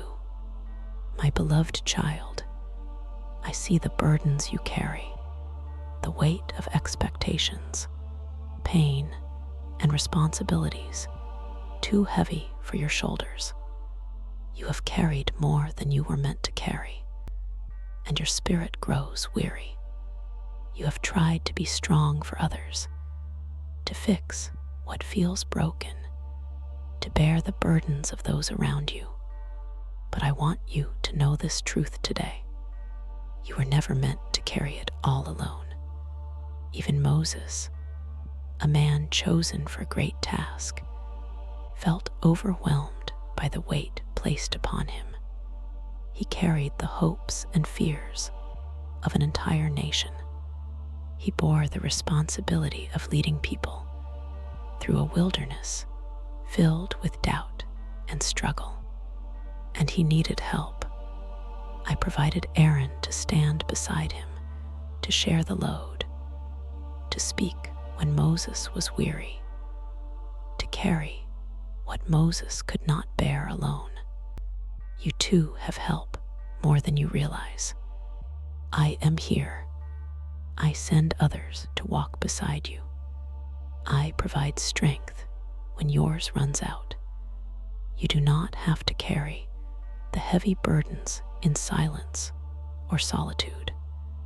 Release what is too much. Lay down the weights that crush your spirit. Let me lift them for you. I do not desire for you to be overwhelmed or broken. I desire for you to be whole and free. My yoke is easy and my burden is light. When you give me your struggles, I carry them with you. You were created for rest, not endless toil, for peace, not constant striving. Let go of the lie that you must do everything on your own. Let go of the shame that you are weak. Let go of the fear that asking for help makes you less. Strength is found in surrender. Power is revealed in dependence. Moses could not lead without support, and neither can you.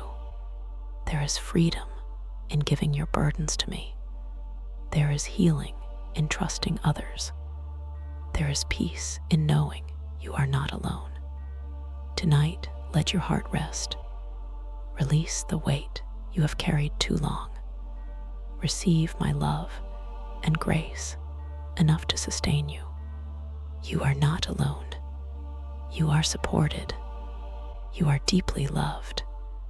Let me carry you, dear child. Chapter 25. The tent where you meet me. My dear child, there is a sacred place, a tent where heaven meets earth, where my presence dwells among my people. It is a place of refuge, encounter, and intimacy. When the Israelites set up the tabernacle in the wilderness, it became a visible reminder that I was with them wherever they went. No matter how far the journey, no matter how uncertain the path, they had a holy place to come home to, a place where they could meet me face to face.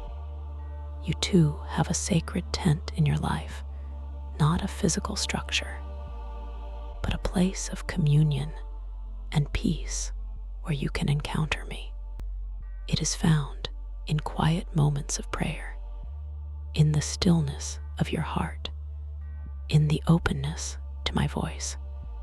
This tent is your refuge when the storms rage, your sanctuary when fear surrounds you, your sanctuary when the world grows loud.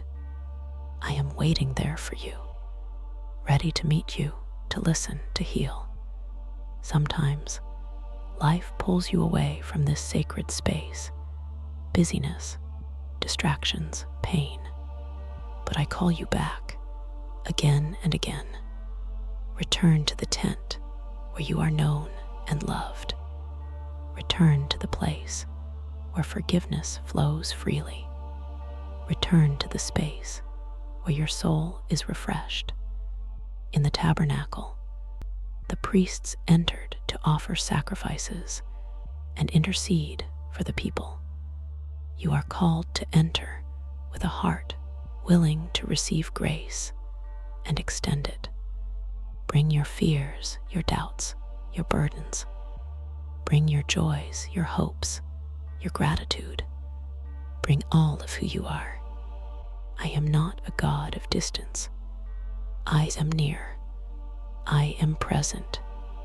When you dwell in this sacred tent, you experience my peace that passes understanding.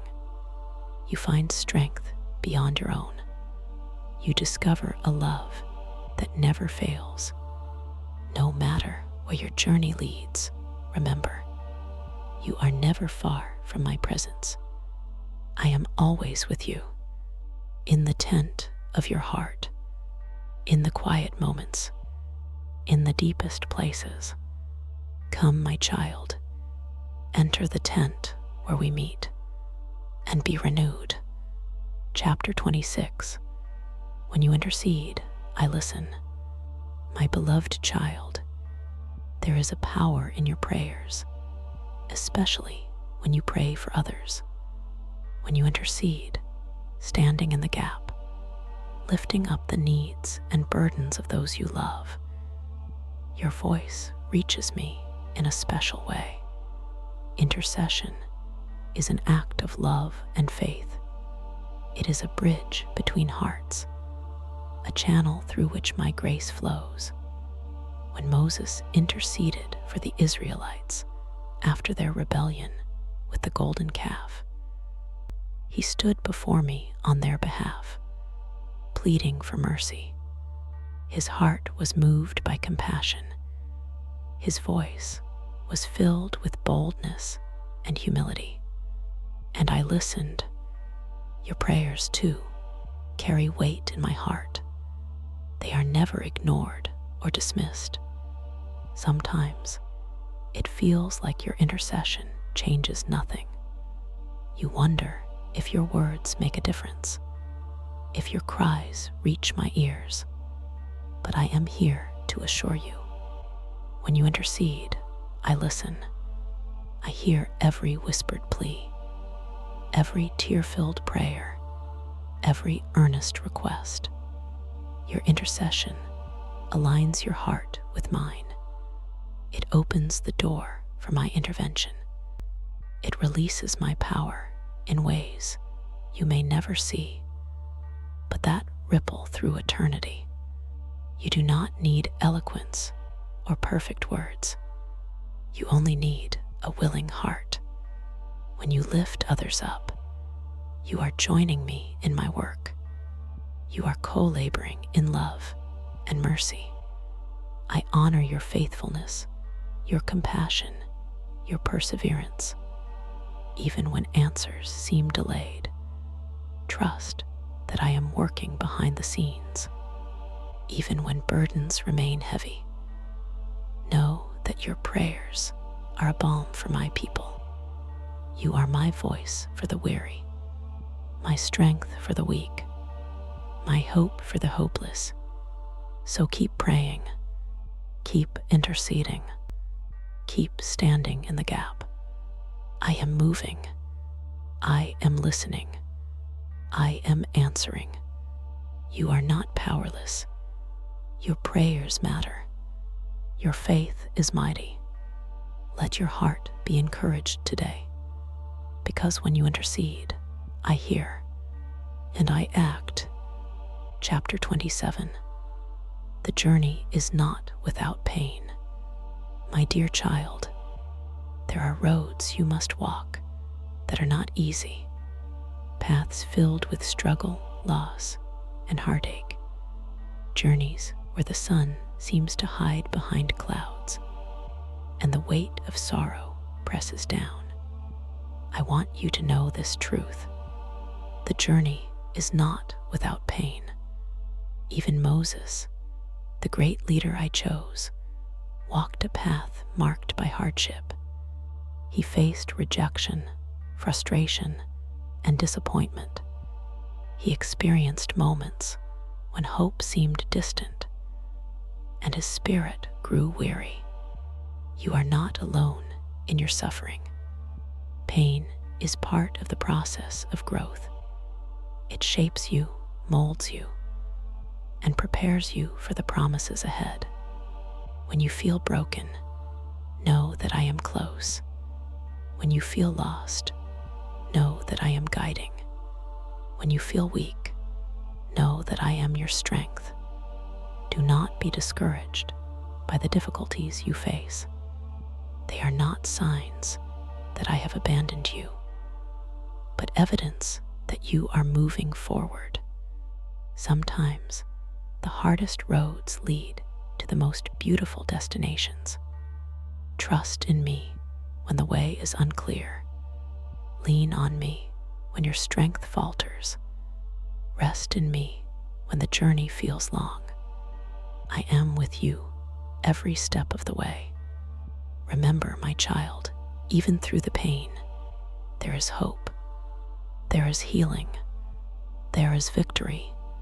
Hold on to my promises. Keep your eyes fixed on me. The journey is not without pain, but it is never without purpose. Chapter 28. Even leaders get weary. My beloved child, there are times when you carry heavy responsibilities, times when the weight of leadership, whether over others or your own life, feels crushing. You feel the exhaustion seep into your bones. You wonder if you have the strength to continue. I want you to know this truth. Even leaders get weary. Moses, whom I chose to lead my people, was not immune to fatigue. He bore the burdens of a nation, their fears, complaints, and needs. He carried their hopes and doubts on his shoulders. There were moments when he grew tired, moments when he felt overwhelmed, moments when he cried out to me for relief. And I did not chastise him for his weariness. I met him with compassion and grace. Leadership is demanding. It stretches you. It tests your limits. But you are not alone. I am your refuge in moments of weakness. I am your strength when you feel depleted. I am your rest when you need to pause. Do not be ashamed of your weariness. It does not make you weak. It makes you human. Allow me to carry the load with you. Allow me to renew your spirit. I gave Moses help. Jethro reminded him to delegate, to share the responsibilities so he would not burn out. You too need support. Do not hesitate to seek help, to lean on others, to rest when needed. You are not meant to bear every burden alone. Remember, even the strongest leaders need rest and renewal. I am your strength when yours fails. So, dear child, when you feel weary, come to me. Lay down your burdens. Receive my peace, and rise again, refreshed and ready to lead. Chapter 29. Your prayers part the clouds. My beloved child, there are moments when your prayers feel like whispers lost in the wind. Times when the clouds of doubt and despair gather thickly above you, and you wonder if your voice can ever break through. But I want you to know this truth. Your prayers part the clouds. When my people cried out in Egypt, their prayers rose to me like incense, piercing the darkness. Though the sky seemed overcast with trials, their faith and cries caused the clouds to part, allowing my deliverance to shine through. Your prayers have that power too. Even when you feel unheard, I am listening. Even when answers seem delayed, I am working. Prayer is not just words. It is the lifeline connecting your heart to mine. It is the bridge over storms. It is the key that unlocks doors. When you pray, you invite me into your circumstances. You declare your dependence on me.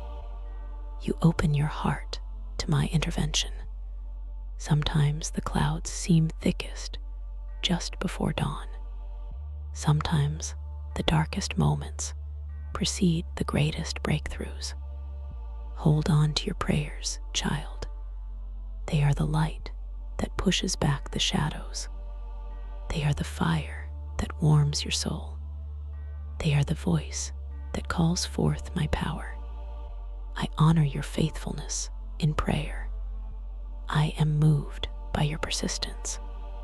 I am stirred by your hope. Do not lose heart. Do not give up. Keep praying, because when you do, you join me in changing the impossible. Your prayers part the clouds. Your faith opens the way. Your hope brings the dawn. Rest in this truth today. You are never alone. Your prayers are heard, and I am here, ready to answer. Chapter 30. When you strike instead of speak. My dear child, there are moments when anger rises inside you like a storm, a fierce, burning fire that threatens to consume your peace.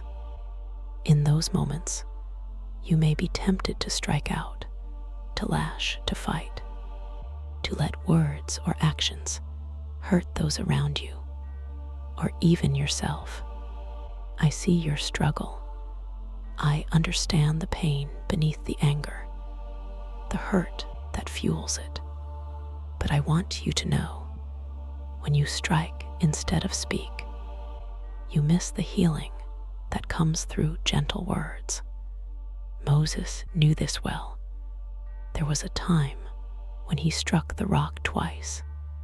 Instead of speaking to it as I had commanded, his frustration and impatience led to consequences he could not avoid, because sometimes actions born from anger cause damage, not just to others, but to yourself. But this is not the end of your story. You are not defined by your mistakes or your moments of weakness. My grace is bigger than your anger. My mercy reaches into the deepest parts of your heart. I call you now to choose the path of speaking over striking, of patience over impatience, of peace over conflict. Words have power to heal, to comfort, to build bridges. And when you choose to speak with love, even in difficult moments, you reflect my heart. I know it is not easy. The hurt runs deep. The temptation to react quickly is strong. But I am here to help you. When you feel anger rising, bring it to me. Let me calm the storm inside you. Let me fill your mouth with words of grace. Remember, even Moses learned through his mistakes, and I continue to lead him, to teach him, to love him. You are my beloved child, learning and growing every day. You do not have to carry your anger alone. Speak, don't strike. Love, don't lash. Heal, don't hurt. And watch how I transform your heart and your relationships. I am with you always, even in your struggles, guiding you toward peace. Chapter 31. You may not enter, but you are still mine. My beloved child, there are seasons in life when doors close in front of you, opportunities missed, dreams delayed, places you long to enter but cannot. You may feel rejected, excluded, or forgotten. You may wonder if you still belong, if you are still loved. I want you to hear this truth. You may not enter, but you are still mine. Moses stood at the edge of the promised land, a place he had longed to see, to walk in, to claim. But because of earlier disobedience and doubt, he was not allowed to enter. Yet, despite this heartbreaking reality, I told him, "You are still my servant, faithful in all my house. Your journey may have moments of denial or disappointment. You may face closed doors or paths that seem blocked. But these moments do not define your worth or my love for you. I have not abandoned you. I have not forgotten you. You remain deeply cherished in my heart. Sometimes the no or the not yet is part of my greater plan. It is a call to trust, to persevere, and to grow. You are being prepared for what lies ahead, even if the timing is not yours to control. Your faithfulness in the waiting is honored. Your patience in the process is noticed. Your love in the hardship is treasured. You belong to me now and always. Remember, even when Moses could not enter the land, he saw it from afar. He knew the promise was real, even if his step could not claim it. So hold on to hope. Keep your heart tender.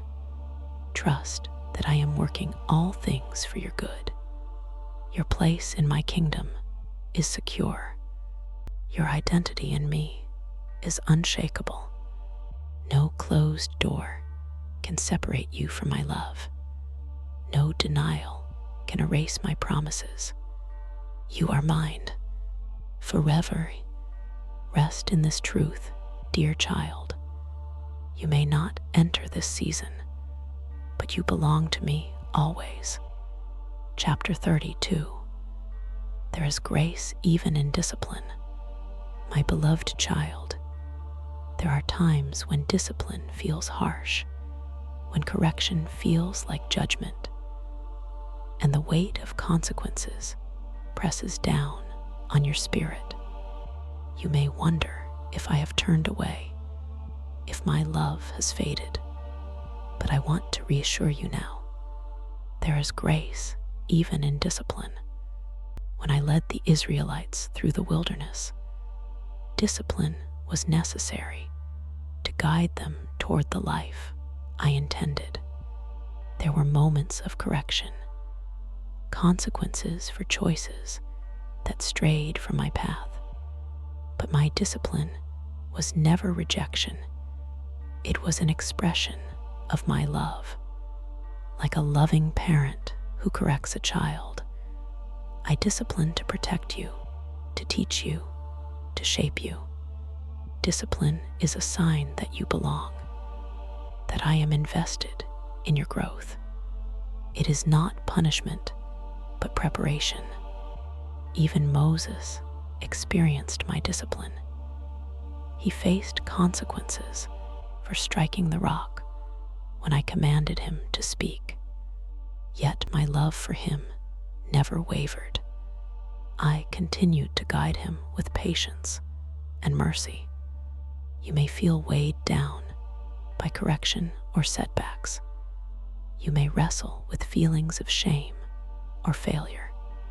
But hear this, my grace covers all. My mercy renews your heart. My love never fails. I discipline because I care deeply about your well-being and future. I want to lead you into freedom, fullness, and joy.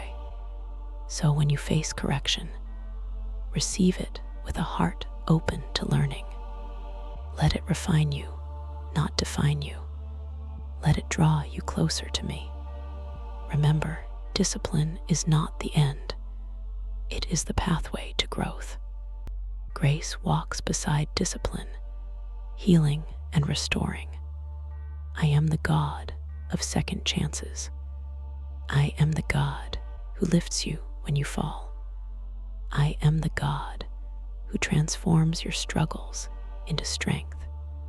You are deeply loved, even in your imperfections. Even when you stumble, my grace surrounds you. Rest in this truth, dear child. There is grace, even in discipline, and I am with you always. Chapter 33. The mountain you can only see from afar. My beloved child, there are dreams and promises in your heart that feel distant, like a mountain you can see from afar, but have not yet reached. You look up and long to stand on its summit, to feel the victory, the peace, the fulfillment that awaits. But the journey seems long. The path is steep and uncertain. Sometimes it feels like you will never arrive. I want you to know this truth.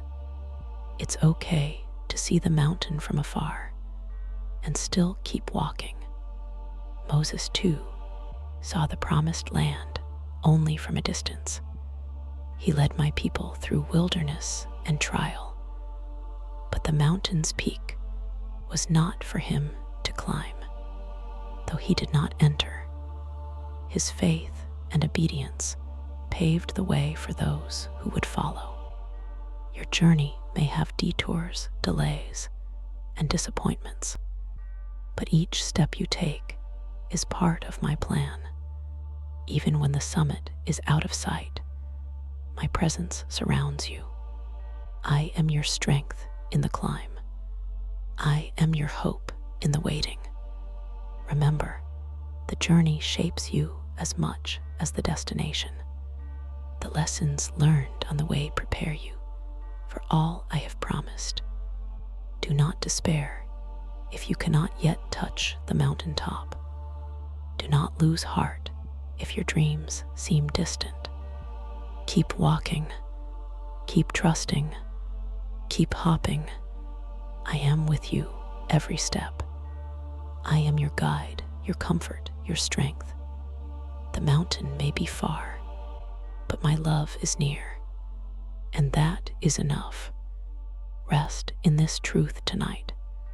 The journey is sacred, and you are never alone. Chapter 34. Your legacy lives in the wilderness. My beloved child, there are seasons in your life that feel like wilderness times of loneliness, hardship, and uncertainty. You may wonder if your struggles will ever bear fruit, or if your journey has meaning. But hear this truth: your legacy lives in the wilderness. The Israelites wandered the desert for 40 years, a place of testing and transformation. Though it was difficult and long, it was where their identity as a people was formed. Your wilderness is not wasted. It is where your character is shaped, your faith is strengthened, and your purpose is revealed.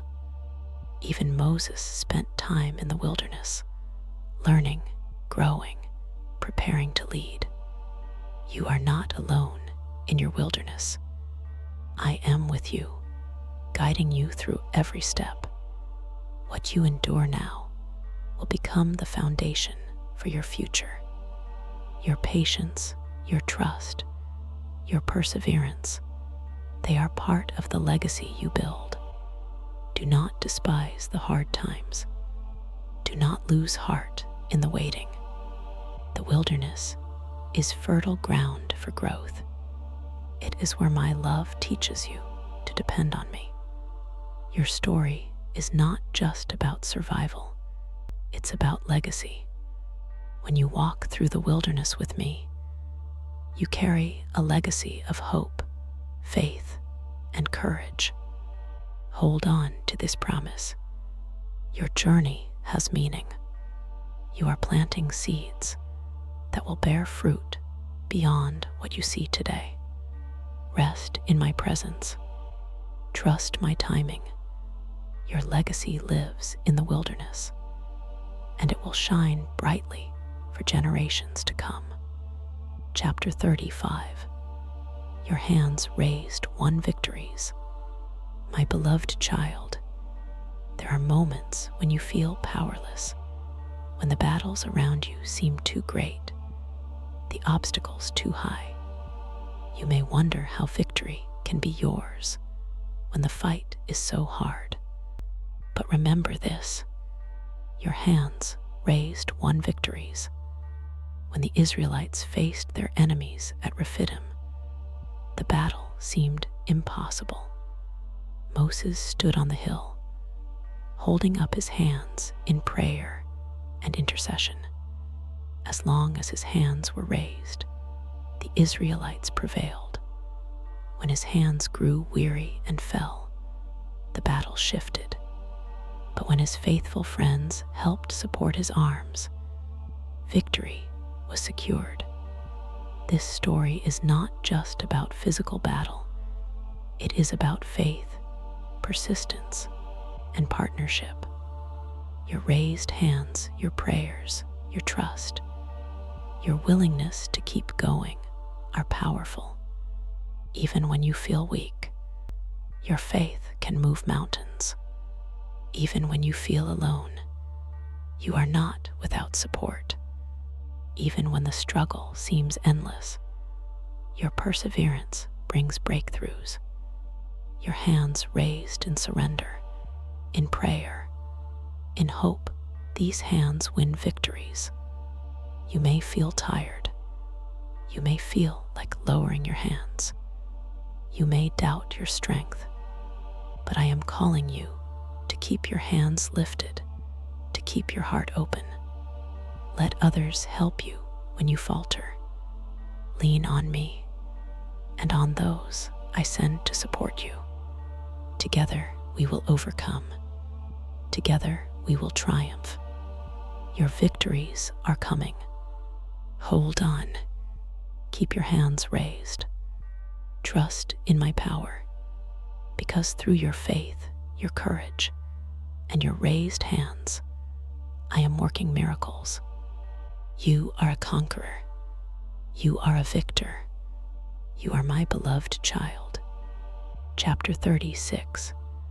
You are my servant, faithful in all my house. My dear child, there are times when the journey feels long and the work seems never-ending. You labor quietly, often unnoticed, faithfully fulfilling the tasks I have set before you. You wonder if your efforts matter, if anyone sees your faithfulness. But I want you to know this truth. You were my servant, faithful in all my house. Moses was not perfect, but he was faithful. He led my people with dedication, often facing trials and challenges. Through every obstacle, he remained true to the calling I placed on his life. Your faithfulness matters, especially in the unseen moments, the quiet prayers, the small acts of kindness, the daily obedience. These build the foundation of my kingdom. You are not forgotten. Your service is precious to me, your heart steadfast. When you feel weary, remember Moses' example. He did not achieve greatness by grand gestures alone, but by faithful persistence. I am honored by your commitment. I am strengthened by your loyalty. I am glorified through your life. Keep serving with joy, even when the road is hard. Trust that I am working through you, even in the smallest moments. You are my servant, faithful in all my house, and I am with you always. Rest in this truth today. Your faithfulness is making a difference beyond what you see. Chapter 37. Now sleep, my child. The journey is complete. My precious child, the journey you have walked has been long and filled with many moments of fear and hope, doubt and faith, struggle and triumph. Now I invite you to rest. Now sleep, my child. The journey is complete. You have come through wilderness seasons, faced storms, carried burdens, and learned to trust. You have been shaped by my love, guided by my hand, and held by my grace. Now it is time to lay down your weariness, to close your eyes and surrender into peace. Just as Moses passed from one life into the next, leaving behind the desert and stepping into the promise I prepared, you too can rest in the assurance of my presence. You are safe. You are loved. You are home. The battles have been fought.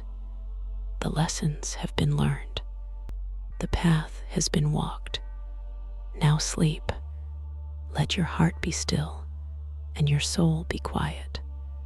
Let my peace wash over you like a gentle river, calming every fear and soothing every ache. I am with you now and always. There is no need to strive or struggle, no need to carry burdens that no longer belong to you. You are held, you are cherished, you are complete in me. So rest, dear one. Trust in my unfailing love. Know that the story is not over. It is just beginning anew. In the stillness, hear my voice whispering comfort and hope. In the quiet, feel my arms wrapped around you, holding you close. Now sleep, my child. The journey is complete, and my love will carry you through every tomorrow. Thank you for spending this time with us. Remember, no matter what you're facing, God's love is always with you, steady, unchanging, and boundless. If this message touched your heart, please like, share, and subscribe to join our community of hope and healing.